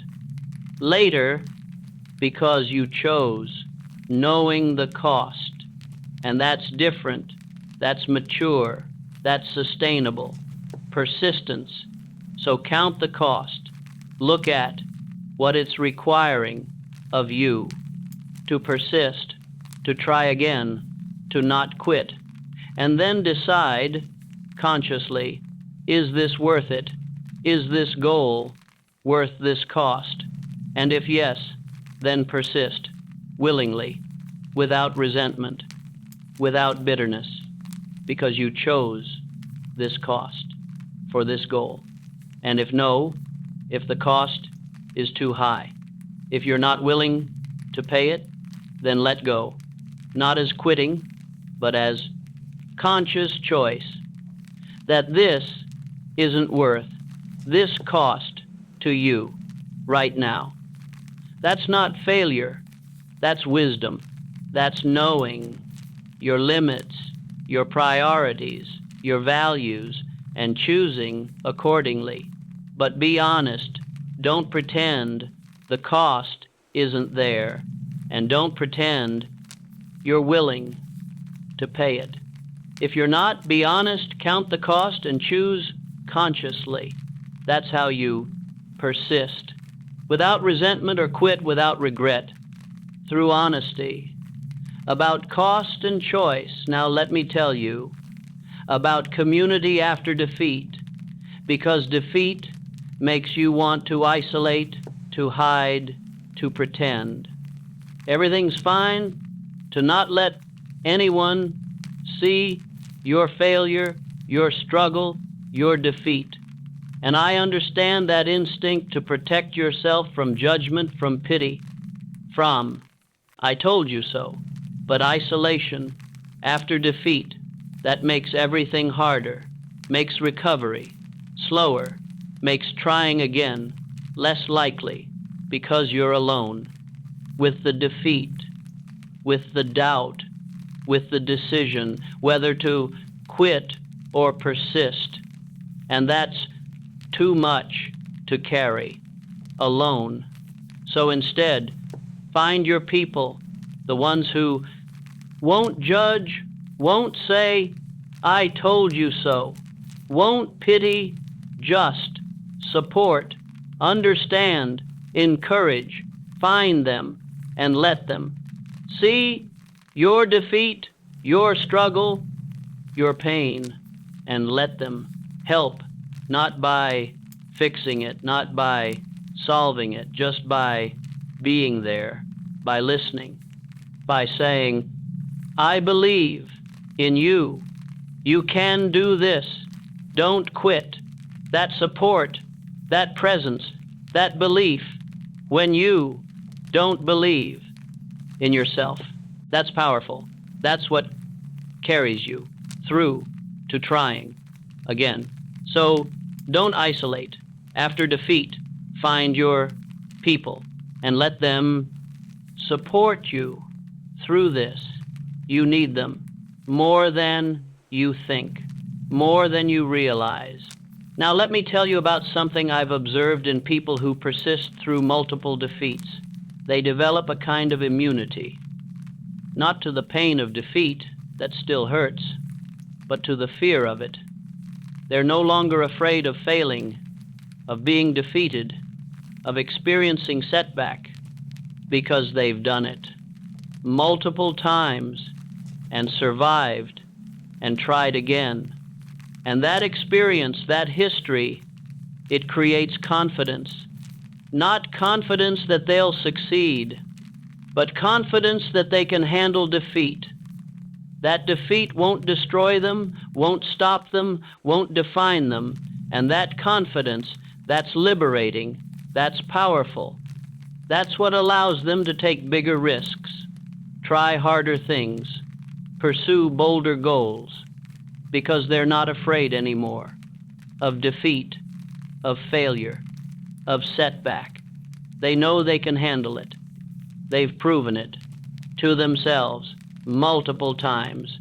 So defeat loses its power to stop them, to scare them, to make them quit. And that's freedom. Not freedom from defeat, but freedom from fear of defeat. And that freedom allows you to pursue anything, to try anything, to risk anything, because the worst that can happen is defeat, and you can handle defeat. You've done it before, you'll do it again, and you'll persist like you always do. So each defeat you experience and don't quit after, that builds this immunity, this freedom, this confidence, not in success, but in your ability to handle defeat. And that's more valuable than confidence in success, because success isn't guaranteed, but defeat is certain if you're pursuing anything significant. So confidence in your ability to handle defeat, that's what you need, to persist, to try, to risk. And you build that through experience, through surviving defeats, through trying again after failure. Each time you do that, you prove to yourself, I can handle this. Defeat doesn't stop me. I'm resilient. And that proof accumulates into unshakable confidence. Not in outcomes, but in process, in your ability to persist through anything. That's the gift of multiple defeats. If you don't quit, if you keep trying, you become someone who's not afraid of defeat. And that person can achieve anything eventually, because fear doesn't stop them. Defeat doesn't stop them. Only quitting stops them, and they don't quit because they've proven they can handle whatever comes, including defeat, multiple times. So they persist fearlessly, not because they won't fail, but because they're not afraid to fail. That's power. That's freedom. And it's yours if you persist through this defeat and the next and the next until you've built that immunity, that confidence, that freedom from fear of defeat. Now let me address something practical, the question of resources after defeat, because defeat often means lost resources, lost time, lost money, lost opportunity, lost momentum. And you're wondering, how do I try again when I have less now than I had before? And that's real, that's valid. Defeat does cost resources, and trying again requires resources. So what do you do when you have less than you started with? Here's what I've learned. You start smaller, you adapt, you get creative, you find a way that fits your current resources. You don't wait until you have what you had before. You work with what you have now, and often that constraint, that limitation, that forces better thinking, more creative solutions, more efficient approaches that you wouldn't have discovered if you had all the resources you thought you needed. So resource scarcity after defeat, that's not just obstacle, it's opportunity to think differently, to approach differently, to find better ways that you wouldn't have found with abundance of resources. So don't wait until you have enough. You never will. Just start with what you have now and trust. That constraints breed creativity. That limitation forces innovation. That scarcity creates resourcefulness. And resourcefulness, that's more valuable than resources, because resources run out. But resourcefulness, that's permanent, that's transferable. That's what creates success, not abundance, resourcefulness. And you develop that through trying with limited resources after defeat when you have less than before, and you make it work. Anyway, that builds resourcefulness, that builds capacity, that builds the qualities that create success. So don't let resource scarcity after defeat stop you. Use it as opportunity to develop resourcefulness that's more valuable than what you lost in the defeat. The resourcefulness you gain through trying again with less. That's the real prize. Now let me tell you about the moment of decision after defeat, the moment when you actually choose to try again or to quit. That moment, it's quiet, it's not dramatic, it's just you alone with the choice, and nobody will know which you choose. Nobody will judge, nobody will care. Really, it's just you and the choice. And in that moment, what matters?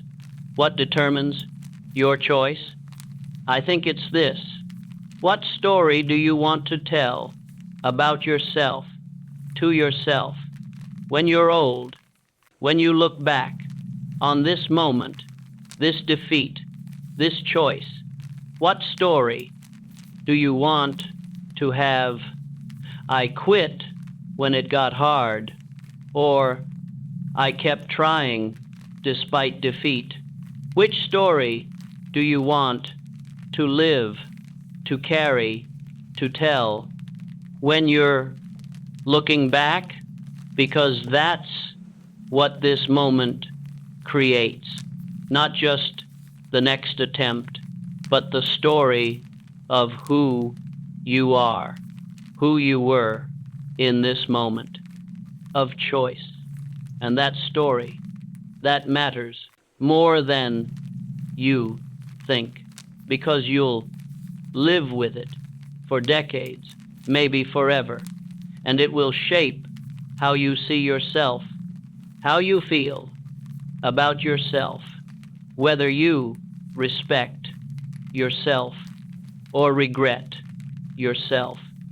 So choose the story you want to tell about this moment, not the easy story, but the true story, the one that makes you proud when you look back, the one that says, I didn't quit, I kept trying despite defeat.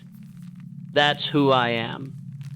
That story, that's worth the effort, the pain, the cost of trying again after defeat, because that story, that's who you become through that choice. So choose wisely, choose the story you want to carry for the rest of your life about who you were in this moment after defeat. Now I want to share something about momentum after defeat, how to rebuild it, because defeat stops momentum. Everything was moving, you were making progress, things were happening, and then defeat, and everything stops. And starting again feels impossible, like pushing a boulder. From standstill, so much harder than maintaining momentum. And that's true. Starting is harder than continuing, but it's not impossible. You just need to understand how momentum rebuilds. It doesn't come back all at once. It comes back gradually through small, consistent actions. You don't need to do something big to restart momentum. You just need to do something, anything, related to your goal. One small thing today, and then tomorrow. Another small thing, and the day after. Another. And slowly, gradually, through those small actions, momentum rebuilds. Not dramatically, but surely. And after a week of small actions, you'll feel some movement, some progress, some momentum returning. And after a month, it's stronger, more established, more real. And after 3 months, you're back. Momentum restored through consistent, small actions. That's how it works. That's how you rebuild. After defeat stops, everything you don't try to restart. Everything. At once, you just start. One small thing, and another, until momentum returns on its own through your consistency. That's the path from stopped to moving again after defeat. Small, consistent actions. That's all. That's enough to rebuild everything over time. Now let me tell you something about the wisdom defeat brings. If you let it, if you don't resist, if you actually learn from it, defeat teaches what success never can. It shows you your weaknesses, your blind spots, your assumptions that were wrong, your approaches that don't work. And those lessons, those are valuable, more valuable than success would have been at that time. Because success without wisdom is fragile, temporary, unsustainable. But defeat that teaches, wisdom that makes future success solid, lasting, sustainable. So don't resist the lessons defeat offers. Don't just feel the pain and move on. Actually learn, actually extract the wisdom that's hidden in the defeat. Ask yourself, what is this teaching me? What do I need to understand? What assumption was wrong? What approach doesn't work? What do I need to change, to develop, to learn, and take time to really sit with those questions, to really extract the wisdom, because that wisdom, that's what makes the defeat worth it. That's what transforms defeat into education, into preparation, into necessary experience for success. So don't waste the defeat by only feeling the pain. Feel the pain, yes, but also learn the lessons, extract the wisdom that's there. If you look, if you're willing to see what defeat is showing you about yourself, about your approach, about what needs to change for you to succeed, next time, that wisdom, that's the gift defeat offers. If you're willing to receive it, to learn from it, to let it change you, improve you, prepare you for what's coming. Now I want to be honest with you about something. The path after defeat, the path of trying again, persisting, not quitting, that path is lonely. People won't understand why you're still trying. After failing, they'll think you should be realistic, should quit, should move on. They won't see. What you see won't feel. What you feel won't understand your commitment, your vision, your persistence, and that loneliness. That's hard, really hard, to persist when no one understands, when everyone thinks you're foolish for trying again. But here's what I want you to know, that loneliness is temporary. When you succeed, when you finally break through, when you achieve what you've been pursuing through all these defeats, people will suddenly understand. They'll say, I always knew, I believed in you, I'm not surprised. They forget their doubt, their criticism, their advice to quit, and they celebrate your success like they always supported you. And that's frustrating, but it's also irrelevant, because their opinion, their understanding, their support, that's not what carries you through your commitment. Does your belief, does your persistence, does. Their understanding is nice when it comes, but it's not necessary for you to succeed. You can succeed despite their doubt, despite their lack of understanding, despite the loneliness of persisting when no one gets it. So don't let that loneliness stop you. Don't need everyone to understand. Just need yourself to stay committed. That's enough. That's all. You need to eventually succeed. And when you do, the loneliness ends. Not because people suddenly understand, but because you've proven to yourself that you didn't need their understanding to succeed. You just needed your own commitment. And that's powerful. That's independence. That's strength. That comes from persisting through loneliness, through doubt, through lack of support, and succeeding anyway. So embrace the loneliness.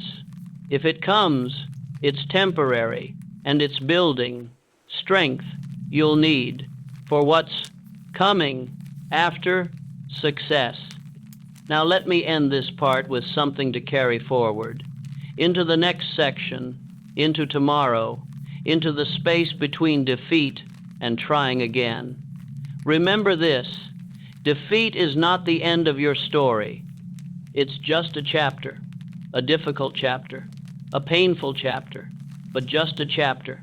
There are more chapters coming, better chapters, chapters where you succeed, where you break through, where everything works. But those chapters only come if you don't close the book, if you don't quit, if you keep writing, keep trying, keep persisting through this difficult chapter to the better ones that are coming. So don't quit. In the middle of a hard chapter, don't close the book before you reach the good parts, the breakthrough parts. The success parts, they're coming. If you just keep going, keep writing, keep living your story, one chapter at a time, even the hard ones, even the defeat ones, even the ones that make you want to quit, keep going, because your story isn't over. This is just one chapter, and better chapters are coming. If you don't quit, if you don't close the book on yourself, keep it open, keep writing, keep living, and see what chapters come next. After you get through this one, they might surprise you. They might be better than you ever imagined, but only if you stay long enough to reach them. So stay, write the next chapter after this defeat chapter. See what it brings, what it creates, what emerges from persisting through the hard chapter to whatever comes next. That's your story, still being written, still unfolding, still becoming. Don't end it here in defeat. Keep writing, keep living, keep seeing what happens next. That's the invitation, the challenge, the opportunity that defeat offers, not to end, but to continue to write the next chapter, whatever it brings. Keep going, keep writing. Your story isn't over yet. Let me tell you about the transformation that happens through defeat, not despite it, through it, because defeat changes you in ways success never could. Success confirms what you already knew, that you're capable, that your approach works, that you made good choices. But defeat reveals what you didn't know, what you need to learn, what you need to develop, what needs to change. And that revelation, that's transformation. That's growth. That's becoming someone new, someone more capable, more wise, more resilient than you were before the defeat. So defeat isn't just obstacle, it's catalyst for transformation, for becoming, for growing into someone who can handle what's coming, what you're pursuing, what success will require. And if you embrace that, if you let defeat transform you, instead of just defeating you, you emerge stronger, wiser, more capable than if you'd succeeded without the defeat. That's the paradox. Success without defeat creates confidence, but fragile confidence based on limited experience. But defeat followed by persistence creates unshakable confidence, based on knowing you can handle anything, even failure, even defeat, even setback, and still keep going. That confidence, that's what creates lasting success. Not the confidence of easy victory, but the confidence of surviving defeat and trying again. So when you're defeated, remember, this is transformation, this is growth, this is becoming who you need to be to succeed at what you're pursuing. Let it transform you. Don't just endure it. Don't just survive it. Let it change you, improve you, strengthen you. That's the opportunity defeat offers if you're willing to embrace it, not just resist it. Now I want to talk about something practical. The morning after defeat, when you wake up and remember what happened, what failed, what you lost, and that weight, that heaviness, that discouragement. How do you face the day? How do you keep going when everything feels impossible, pointless, overwhelming? Here's what I learned. You don't face the whole day. You face the next hour, just 1 hour. What can you do in the next hour? That moves you, even slightly, forward, not toward achieving the goal, just toward, not quitting, toward staying in the game. Maybe it's getting out of bed, taking a shower, eating something, small things, basic things, but they're not quitting. They're staying alive, staying in motion, staying possible. And then after that hour, the next hour, what can you do in this hour?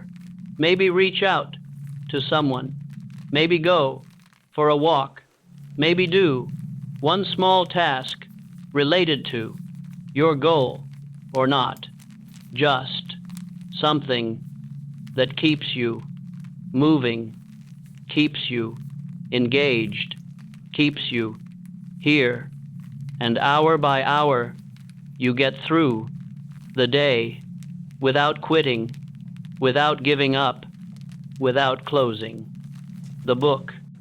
And tomorrow you do it again, hour by hour, small things, basic things, just not quitting, not giving up, not closing, possibilities, and slowly, over days, over weeks, the weight lightens, the heaviness eases, the discouragement fades, not completely, but enough that you can start thinking about trying again, about what to do differently, about next steps. But that comes later, in the beginning, after defeat. You just get through hour by hour, day by day, not quitting. That's enough. That's everything. That keeps you in position to eventually try again when you're ready. So if you're in that space right now, the morning after defeat, don't think about the whole day, just the next hour. What can you do in this hour? That's not quitting, even if it's just getting up. That's enough for this hour. Now let me tell you something about the people who watch you fail, who see you defeated, who witness your struggle. Some of them, they'll be helpful, supportive, understanding. They'll say, keep going, I believe in you, don't quit. And those people, their gifts, hold on to them. Let them support you. Let them encourage you. Let them believe in you when you don't believe in yourself. They're rare, they're valuable, they're what community is for. But others, they won't be helpful.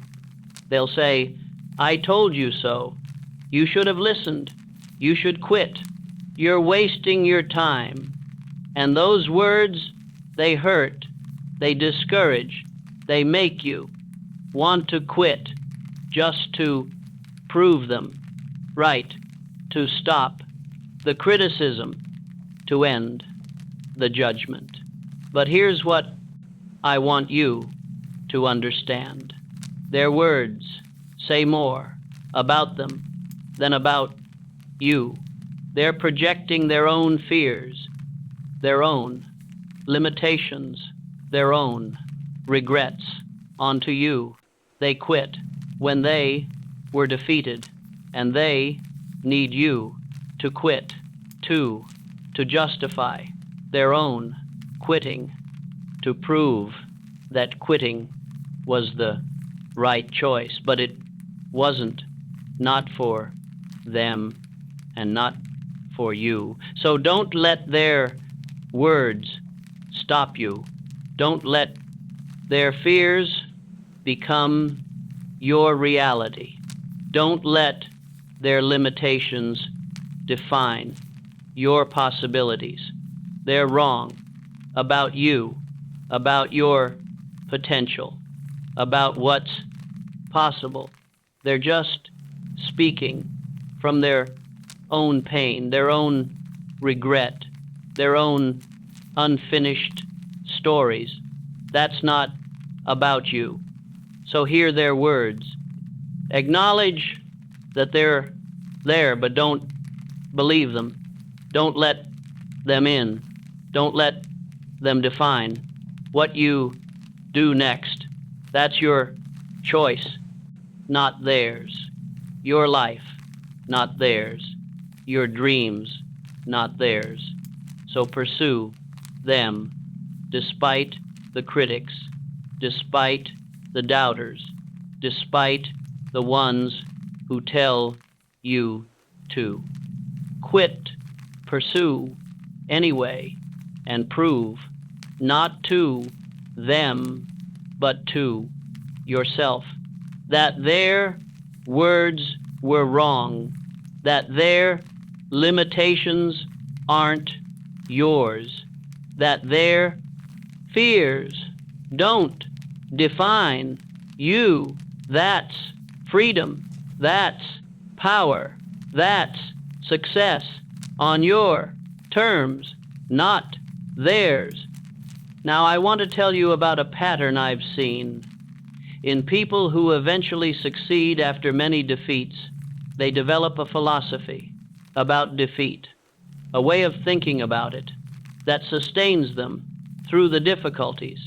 And while the specific philosophy varies, there are common elements. First, they see defeat as information, not judgment, not proof of inability, just information about what doesn't work, what needs to change, what to try differently. That framing, it removes the emotional weight, the shame, the self-condemnation, and replaces it with curiosity. What can I learn? What does this tell me? What do I need to understand? That's productive. That's useful. That moves you forward. Second, they see defeat as temporary, not permanent, not defining, not final, just temporary. A setback, not an ending, not a conclusion, just a pause before the next attempt. That belief, it creates hope, creates possibility, creates willingness to try again. Because if it's temporary, then it can change, can improve, can eventually succeed. But if it's permanent, why try? So they choose to see it as temporary, consciously, deliberately, even when it doesn't feel temporary. They choose that interpretation because it serves them. It keeps them going. Third, they see defeat as necessary, not as mistake, not as waste, but as necessary part of the path to success, to mastery, to achievement. They know, understand, believe that everyone who succeeds experiences defeat. That defeat is how you learn, how you grow, how you develop the capacity for success. So they don't resent defeat, don't wish it hadn't happened. They accept it as necessary, as valuable, as part of the process. That makes success possible. And that acceptance, it removes bitterness, removes resentment, removes the feeling of, why me? Why this? Why now? And replaces it with, of course, this is part of it. This is how it works. This is necessary. That's peace. That's acceptance. That's maturity. And those three elements, information, temporary, necessary, they create a philosophy of defeat that sustains, that empowers, that allows persistence through multiple defeats without breaking, without quitting, without losing hope. So if you want to persist through defeat, develop your philosophy, your way of thinking about it, that serves you, that empowers you, that keeps you going. It doesn't have to be these three elements, but it needs to be something, some framework, some interpretation that makes defeat bearable, useful, part of your path. Not the end of it. Find that, develop that, live that, and defeat won't stop you. It will refine you, prepare you, teach you, but it won't stop you, because your philosophy transforms defeat from obstacle into opportunity, from ending into education, from failure into preparation for success. That's the power of philosophy, of interpretation, of chosen meaning. Use it. Now let me tell you something about the moment when you decide to try again after defeat, what that moment feels like, what it requires, what it means, because it's not what people think. It's not confidence, it's not certainty, it's not feeling ready. It's something quieter, simpler, more honest. It's just, I'll try one more time, not because you believe it will work, not because you feel strong, not because you're ready, just because you're not quite ready to quit yet. That's all. That's enough. That willingness to try one more time, despite doubt, despite fear, despite previous defeat. That willingness, that's courage, that's persistence, that's what creates success. Eventually not confidence, willingness, not certainty, commitment, not readiness, just I'll try again. And that decision, that quiet, simple, honest decision, that changes everything, because trying again after defeat, that's how you win, not by never failing, but by trying again after failing. That's the secret. That's the path. That's success. One more try after defeat. That's all. That's everything. Now let me share something about celebrating survival after defeat, because we're taught to celebrate success, achievements, victories, breakthroughs. But what about survival? What about not quitting? What about staying in the game after defeat? That's worth celebrating too, maybe more. Because success, when it comes, everyone celebrates. It's visible, it's obvious, it's clear. But survival, persistence, not quitting after defeat. That's invisible. That's quiet. That's between you and yourself. Nobody sees it.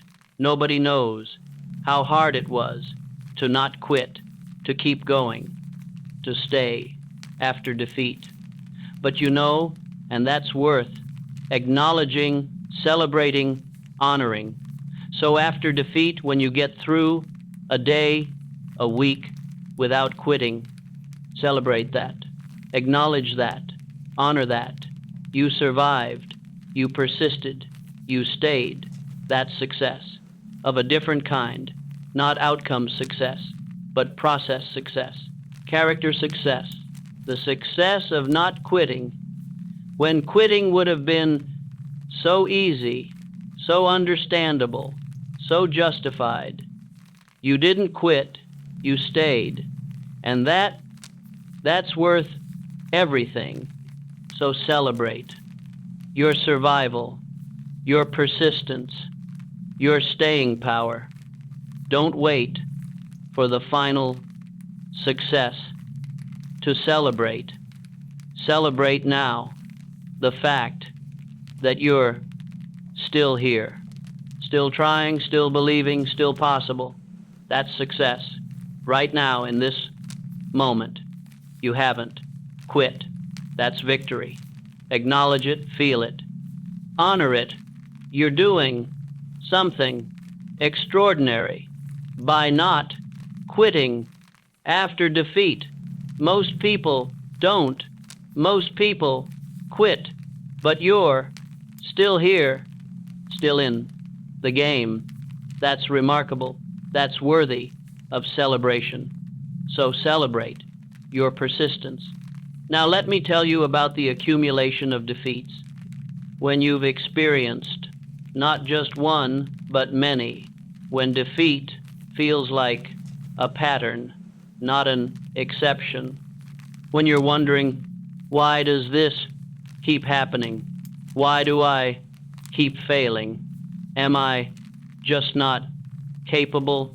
And those thoughts, they're heavy, they're discouraging. They make you want to quit permanently. But here's what I want you to see. The accumulation of defeats isn't proof of inability.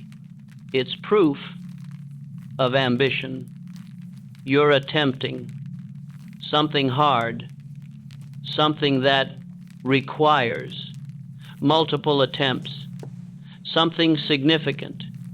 If it was easy, if it was simple, you'd have succeeded already. The fact that you're experiencing multiple defeats, that tells me you're pursuing something big, something challenging, something that tests you, and that's good.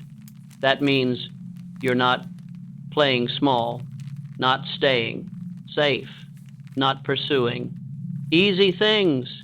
You're stretching, you're reaching, you're attempting what most people won't even try because they're afraid of exactly this, multiple defeats. But you're not afraid, or you are, but you're doing it anyway. And that's courage, that's ambition, that's what creates significant achievement eventually. So don't let multiple defeats convince you that you're incapable. They're just proving you're ambitious. You're reaching high. You're attempting what's difficult. And difficult things require multiple attempts, multiple defeats, multiple lessons before success. That's normal. That's how it works for everyone who achieves anything significant. They experienced multiple defeats before breakthrough. You're just in that phase, the multiple defeats phase that comes before the breakthrough phase. But you're still in the process, still on the path, still moving toward success, as long as you don't quit. So don't let multiple defeats stop you. They're not proof of inability. They're proof of ambition, of courage, of reaching for something big. Keep reaching, keep trying, keep accumulating defeats until you accumulate success. That's coming if you stay long enough. Now I want to talk about the gift of perspective that time brings after defeat. In the moment, defeat feels enormous, all-consuming, devastating, like nothing will ever be okay again. But time changes that. Give it weeks, months, years, and the defeat shrinks, becomes smaller, less significant, less defining. You realize that defeat that felt like the end of everything, it was just one event, one setback, one moment. Not the end of my story, just one chapter, one difficult chapter, but not the whole book. And that perspective, that's healing, that's freeing, that's what allows you to try again, because the defeat doesn't feel as heavy, as permanent, as defining. It's just something that happened, something you survived, something you learned from, and now you're moving on to the next attempt, the next chapter, the next possibility. So if you're in the immediate aftermath of defeat and it feels enormous, unbearable, remember, time will change this, will shrink this, will make this more manageable, more bearable, more just one thing that happened. Not everything, just one thing. Give time a chance to work, to heal, to create perspective. You can't see now, but you will if you stay, if you don't quit in this heavy moment. Stay, let time work, and watch how the defeat shrinks into perspective, into proportion, into just one event among many in your long story that's still being written, still unfolding, still becoming. Don't end the story. In this heavy moment, let time change the weight, the meaning, the impact of this defeat.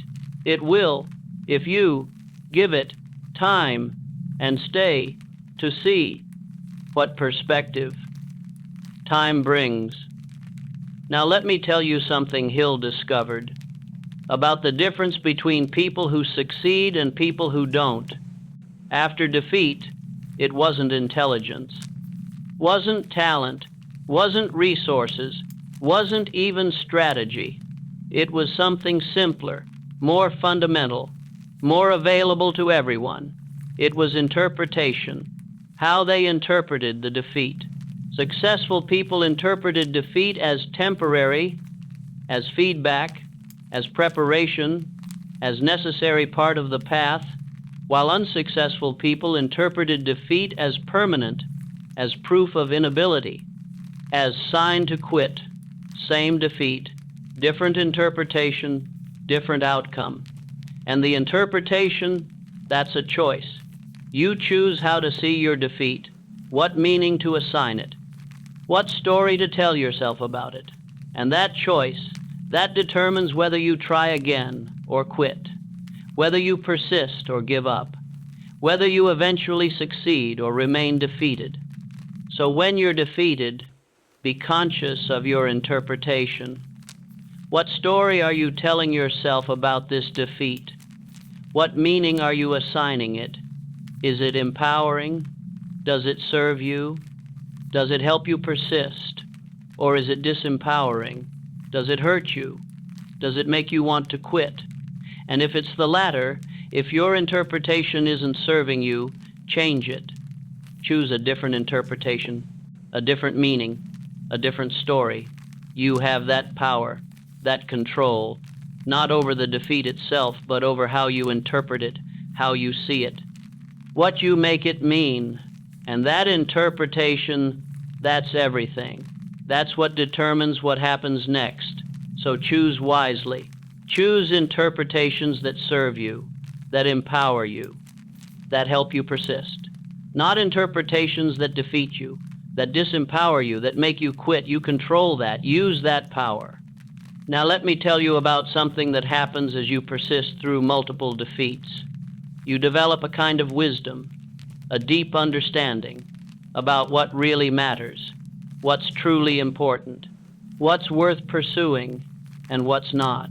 Because defeat clarifies, it strips away the superficial, the ego-driven, the external validation, and reveals what you actually care about, what you're actually willing to sacrifice for, what you're actually committed to, and that clarity, that's valuable, more valuable than success without it.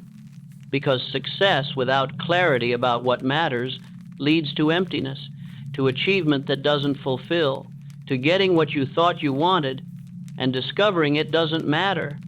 But defeat with clarity leads to meaningful pursuit, to working toward what actually matters to you, to eventual success that fulfills, because you know why you're pursuing it, what it means to you, why it's worth the defeats, the setbacks, the difficulties.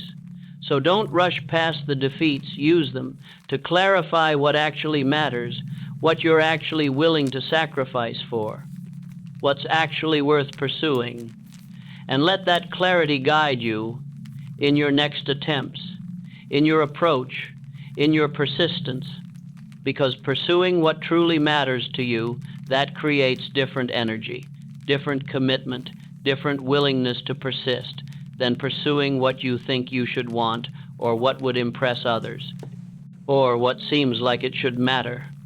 Pursue what actually matters to you deep down and let defeats help you clarify that. That's their gift. If you're willing to receive it, now I want to address something practical about recovery after defeat, the physical aspect. Because defeat isn't just mental, isn't just emotional, it's physical too. Your body carries the stress, the disappointment, the exhaustion of trying and failing. And if you don't address that, if you don't recover physically, you won't be able to try again effectively. So, after defeat, take care of your body, sleep more, eat well, move gently, stretch, walk, whatever helps your body, release the stress, recover the energy, restore the vitality. You need to try again. This isn't weakness, this isn't luxury, this is necessity. Your body is the vehicle through which you pursue your goals. If it's depleted, exhausted, stressed, you can't perform, can't think clearly, can't try effectively. So recovery isn't just mental, it's physical. Take care of yourself in practical physical ways. After defeat, that's part of the process, part of preparing to try again. When you're ready, don't skip it, don't minimize it. Your body matters. In this process, honor that, care for it, let it recover so it can carry you through the next attempt when you're ready to try again. Now let me tell you about the moment when defeat becomes a teacher instead of an enemy. It doesn't happen automatically. It requires a shift in how you relate to defeat. Most people see defeat as something to avoid, to fear, to resent when it happens. But what if you saw defeat as a teacher, as something that has information for you, wisdom for you, lessons for you? That changes everything, changes how you approach, how you respond, how you recover. Instead of resenting the defeat, you ask, what are you teaching me? Instead of fearing more defeats, you expect them. as necessary part of learning, as natural part of pursuing anything significant. Instead of seeing defeat as enemy, you see it as ally, harsh ally, difficult ally, but ally nonetheless, teaching you what you need to know to eventually succeed. That shift, that's transformative. That's what allows you to persist through many defeats without becoming bitter, without losing hope, without quitting, because you're not fighting defeat. You're learning from it. You're being taught by it. You're using it as preparation, as education, as necessary experience on the path to success. So make that shift. Stop seeing defeat as enemy. Start seeing it as teacher, and ask, what are you teaching me? Every time you're defeated. That question changes everything. Changes how you feel, how you respond, how you persist. Try it. Next time defeat comes, don't fight it. Don't resent it. Ask it, what are you teaching me? And listen for the answer. It's there if you're willing to hear it, to learn from it, to let defeat be your teacher instead of your enemy. That's wisdom. That's maturity. That's what creates, eventually, success through defeats that teach you what you need to know. Now, let me share something about the community you need around you after defeat. Not everyone understands. Not everyone supports. Not everyone believes. And that's okay. You don't need everyone. You just need a few people who get it, who've been through it, who understand what defeat feels like, what persistence requires, what it costs to keep trying after failing. Those people, they're valuable, more valuable than large groups of people who don't understand, who've never tried anything significant, who've never been defeated because they've never really tried. So find your few people who've been defeated and kept going, people who understand the cost of persistence, people who won't tell you to quit, who won't say you're being unrealistic, who'll just believe in you, support you, encourage you to try. One more time, those are your people. Keep them close. Let them support you. Be honest with them about the difficulty, about the doubt, about the temptation to quit. They understand. They've been there. They'll help you through, not by fixing it, but by being there, by believing, by saying, keep going. You're closer than you think.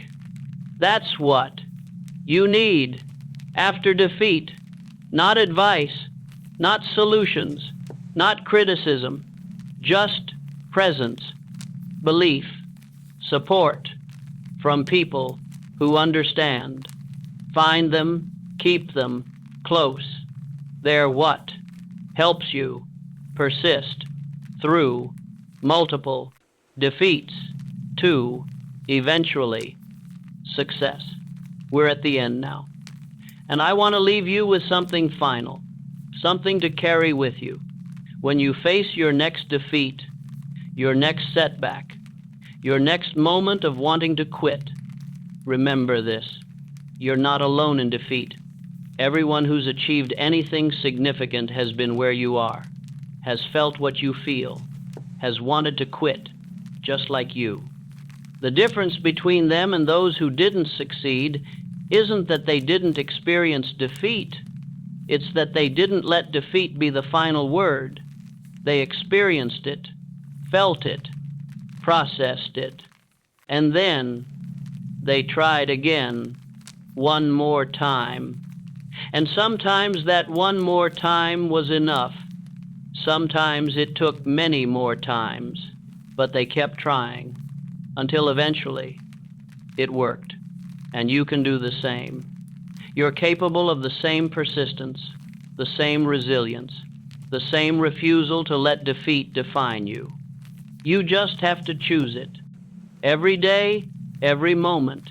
When you want to quit, you choose to stay. When defeat feels permanent, you choose to see it as temporary. When you doubt yourself, you choose to try anyway. Those choices, those daily decisions, those moment-by-moment commitments, that's what creates success after defeat, not talent, not luck, not perfect circumstances. Just choosing to not quit, to try again, to persist. Despite everything, you have that power, that choice, that control over your response to defeat. Use it. Choose persistence. Choose trying again. Choose not quitting. And see what emerges, what becomes possible, what you create through those choices, through that persistence, through that refusal to let defeat be the end of your story. Now let me tell you something about legacy, about what you leave behind, through how you respond to defeat, because people remember not just your successes, but how you handled failure, how you responded to defeat, whether you quit or persisted. And that teaches others, shows them what's possible, what humans can endure, what persistence looks like in real life, with real defeat, with real pain. They see you struggling, defeated, discouraged, and they watch what you do next. Do you quit or do you try again? And when they see you, try again after defeat. That gives them permission to do the same in their own lives, with their own defeats, with their own struggles. You become proof that persistence is possible, that trying again after defeat is doable, that you don't have to quit just because you failed. That's legacy. That's impact. That's what you leave through how you respond to defeat. So when you're tempted to quit, remember, you're not just deciding for yourself. You're creating example for others who are watching, who are struggling, who need to see that persistence is possible, that defeat doesn't have to be final, that you can try again after failing. Be that example, be that proof, be that permission for others through your choices, through your persistence, through your refusal to quit. That's bigger than just your success. That's legacy. That's impact. That matters. Now I want to talk about the quiet confidence that comes from surviving defeat and trying again. It's not loud, not boastful, not arrogant. It's quiet, deep, unshakable, because you know you can handle defeat. You've done it. You've survived it. You've tried again after it, and you can do it again if needed. That knowing, that experience, that creates confidence. That's real. That's lasting. That's not dependent on external validation, on others' opinions, on circumstances. It's internal. It's earned through surviving, through persisting, through not quitting. And that confidence, it changes you, makes you willing to take bigger risks, try harder things, pursue bolder goals, because you're not afraid of defeat. Not because it won't happen, but because you know you can handle it. If it does, that's freedom, that's power, that's what surviving defeat and trying again creates in you a quiet confidence that nothing can shake, because it's built on experience, on survival, on proven resilience. That's yours. If you persist through this defeat and try again, you'll build it, one defeat at a time, until it's unshakable. Now let me tell you about the gift of starting over after defeat, because sometimes defeat means starting over.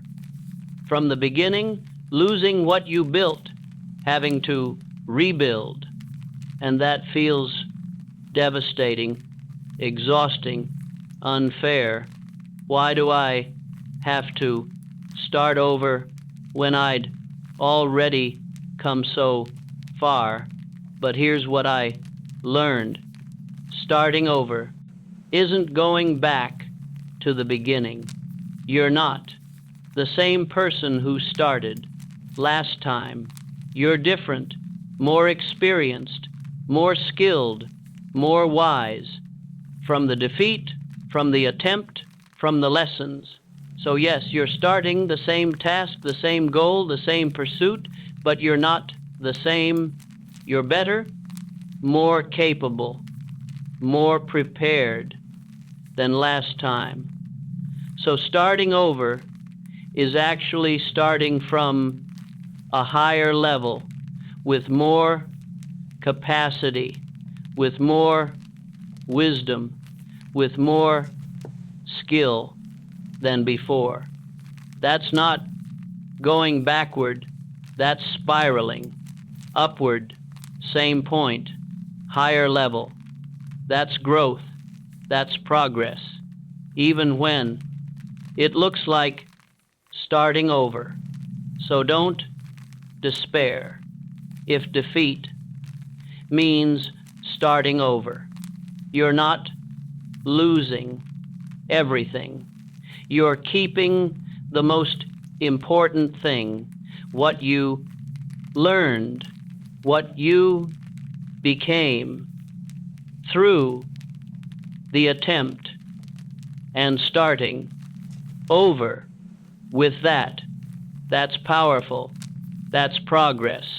That's moving toward success, even when it looks like moving backward. Trust the spiral. Trust that you're different now, better, prepared, more capable than before, and that makes all the difference in this next attempt. Now I want to tell you something about hope, real hope, not naive hope, not wishful thinking, but grounded hope, based on reality, on patterns, on observation. Here's what I know from studying hundreds of people who succeeded after defeat. It's possible. Success after defeat. Success after multiple defeats. Success after devastating setbacks. It's possible. It happens regularly. To people who persist, who don't quit, who keep trying, that's not naive hope. That's observation. That's pattern. That's reality. So when you're defeated and doubt is loud and quitting seems rational, remember it's possible. Others have done it, succeeded after defeat, after setbacks, like yours, maybe worse. They succeeded because they persisted. So it's possible for you too. Not guaranteed, not certain, but possible and possibility. That's hope. That's enough to try one more time, to persist a little longer, to not quit yet, because as long as it's possible, why quit? Why give up on possibility, on maybe, on could be? Stay, try, persist, and see if possibility becomes reality. That's grounded. Hope That's enough to keep going. Now let me tell you what I hope happens for you after this defeat, after this pain, after this discouragement. I hope you rest, you recover, you process, and then when you're ready, when some spark of willingness returns, I hope you try one more time, not because you're certain, not because you feel ready, but because you're not quite ready to quit yet. And I hope that one more try teaches you something new, shows you something you needed to see, moves you closer to success. And if it doesn't work that time, I hope you try again and again and again until eventually it works, or until you genuinely choose to let go, not from defeat, but from growth, from change, from honest realization that this isn't your path anymore. But I hope you don't quit from defeat, from fear, from doubt. I hope you persist through those and only let go if you genuinely grow beyond this goal. That's my hope for you, that you persist through defeat and either succeed at this or grow into something better, but that you don't quit from defeat, that you don't let failure stop you, that you keep going until you're truly done, not just defeated, but truly complete with this pursuit, however that looks for you. That's what I hope. Now rest. You've listened long enough. You've thought about defeat, about persistence, about trying. Again, enough for now. Just rest. Let it all settle into your mind, your heart, your being, and trust that when you need this, when you're defeated again, you'll remember you're one defeat away from success. Don't quit now. Try one more time. See what happens. That's all. Just one more try after defeat. That's everything. Rest now, and when you're ready, try again. The world is waiting to see what you'll create through your persistence, through your refusing to quit, through your one more try. Good night. But before you rest, let me tell you one final thing about the person you're becoming through this defeat, through this struggle, through this choice to persist or to quit. You're becoming someone right now, in this moment, and who you become depends on what you choose. If you quit after this defeat, you become someone who quits when things get hard, and that person will quit again. Next time things get difficult, next time they're defeated, next time they're discouraged, because that's who they are, someone who quits. But if you persist after this defeat, if you try again despite the pain, despite the doubt, despite everything telling you to stop, you become someone different, someone who persists, someone who doesn't quit, someone who keeps going even when it's hard. And that person, that identity, that becomes who you are, not just in this situation, in every situation, for the rest of your life. So this choice, this moment after defeat, it's not just about this one goal, it's about who you're becoming, what character you're building, what identity you're creating through your choice, through your response, through whether you quit or persist. And that matters more than you realize.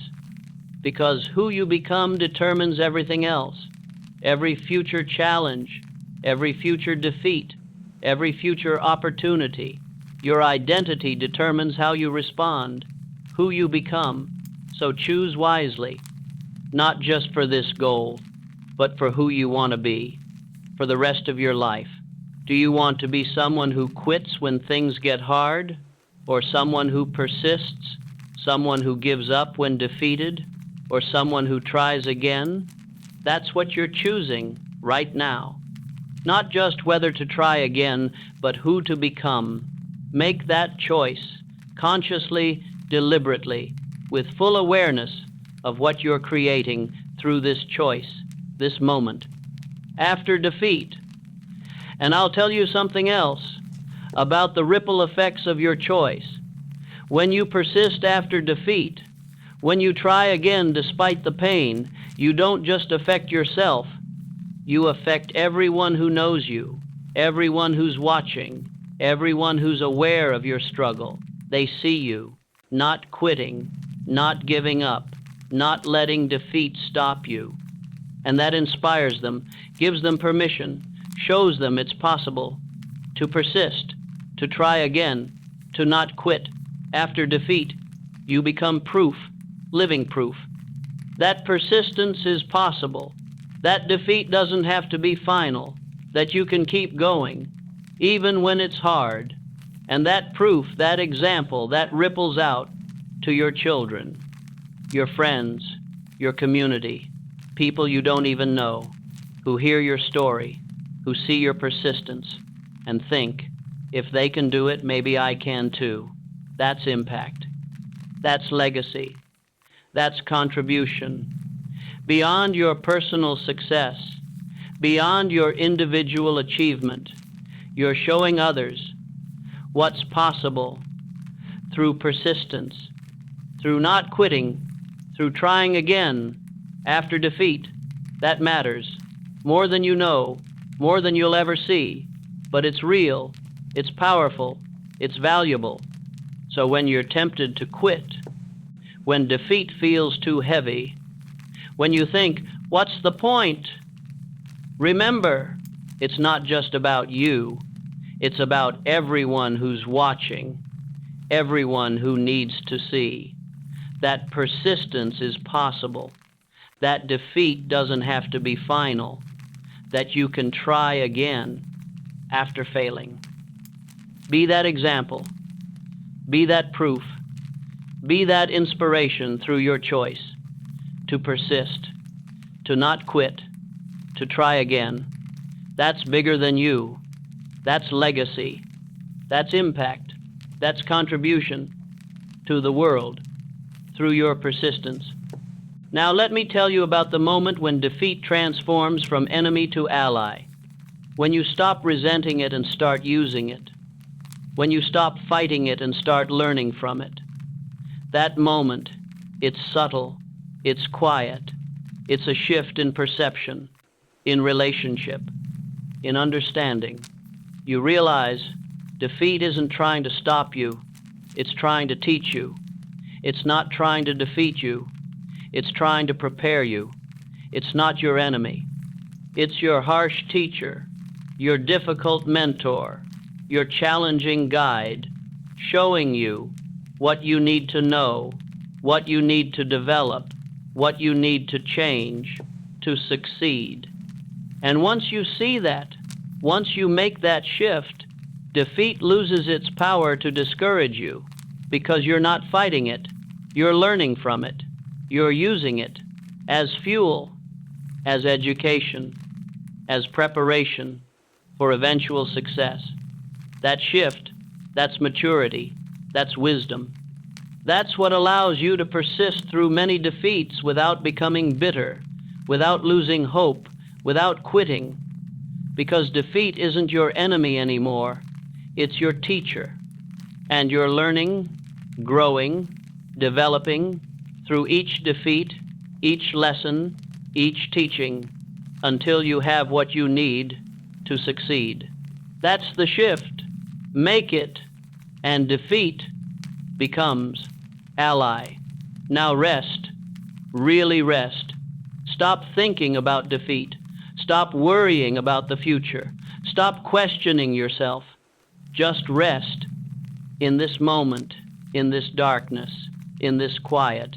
You've done enough for today, for this moment. You've survived. You've processed. You've considered. That's enough. The trying again, the next attempt, the persistence, that can wait for tomorrow, for next week, for when you're ready. Right now, just rest. Let go of the weight, of the worry, of the wondering. Just be here, now, in this moment, breathing, existing, resting. That's all you need to do right now. The defeat happened. You survived. That's enough. For now, tomorrow will bring its own decisions, its own choices, its own possibilities. But tonight, just rest, just be, just let go of everything except this moment, this breath, this quiet. That's all there is right now, and that's enough. You're enough right now in this moment, just as you are, defeated but not broken, discouraged but not quit, tired but still here. That's enough. Rest now. Let everything else fade into silence, into darkness, into peace. Just rest. You've earned it through surviving, through not quitting, through being here. Now rest and let tomorrow take care of itself. Tonight, just rest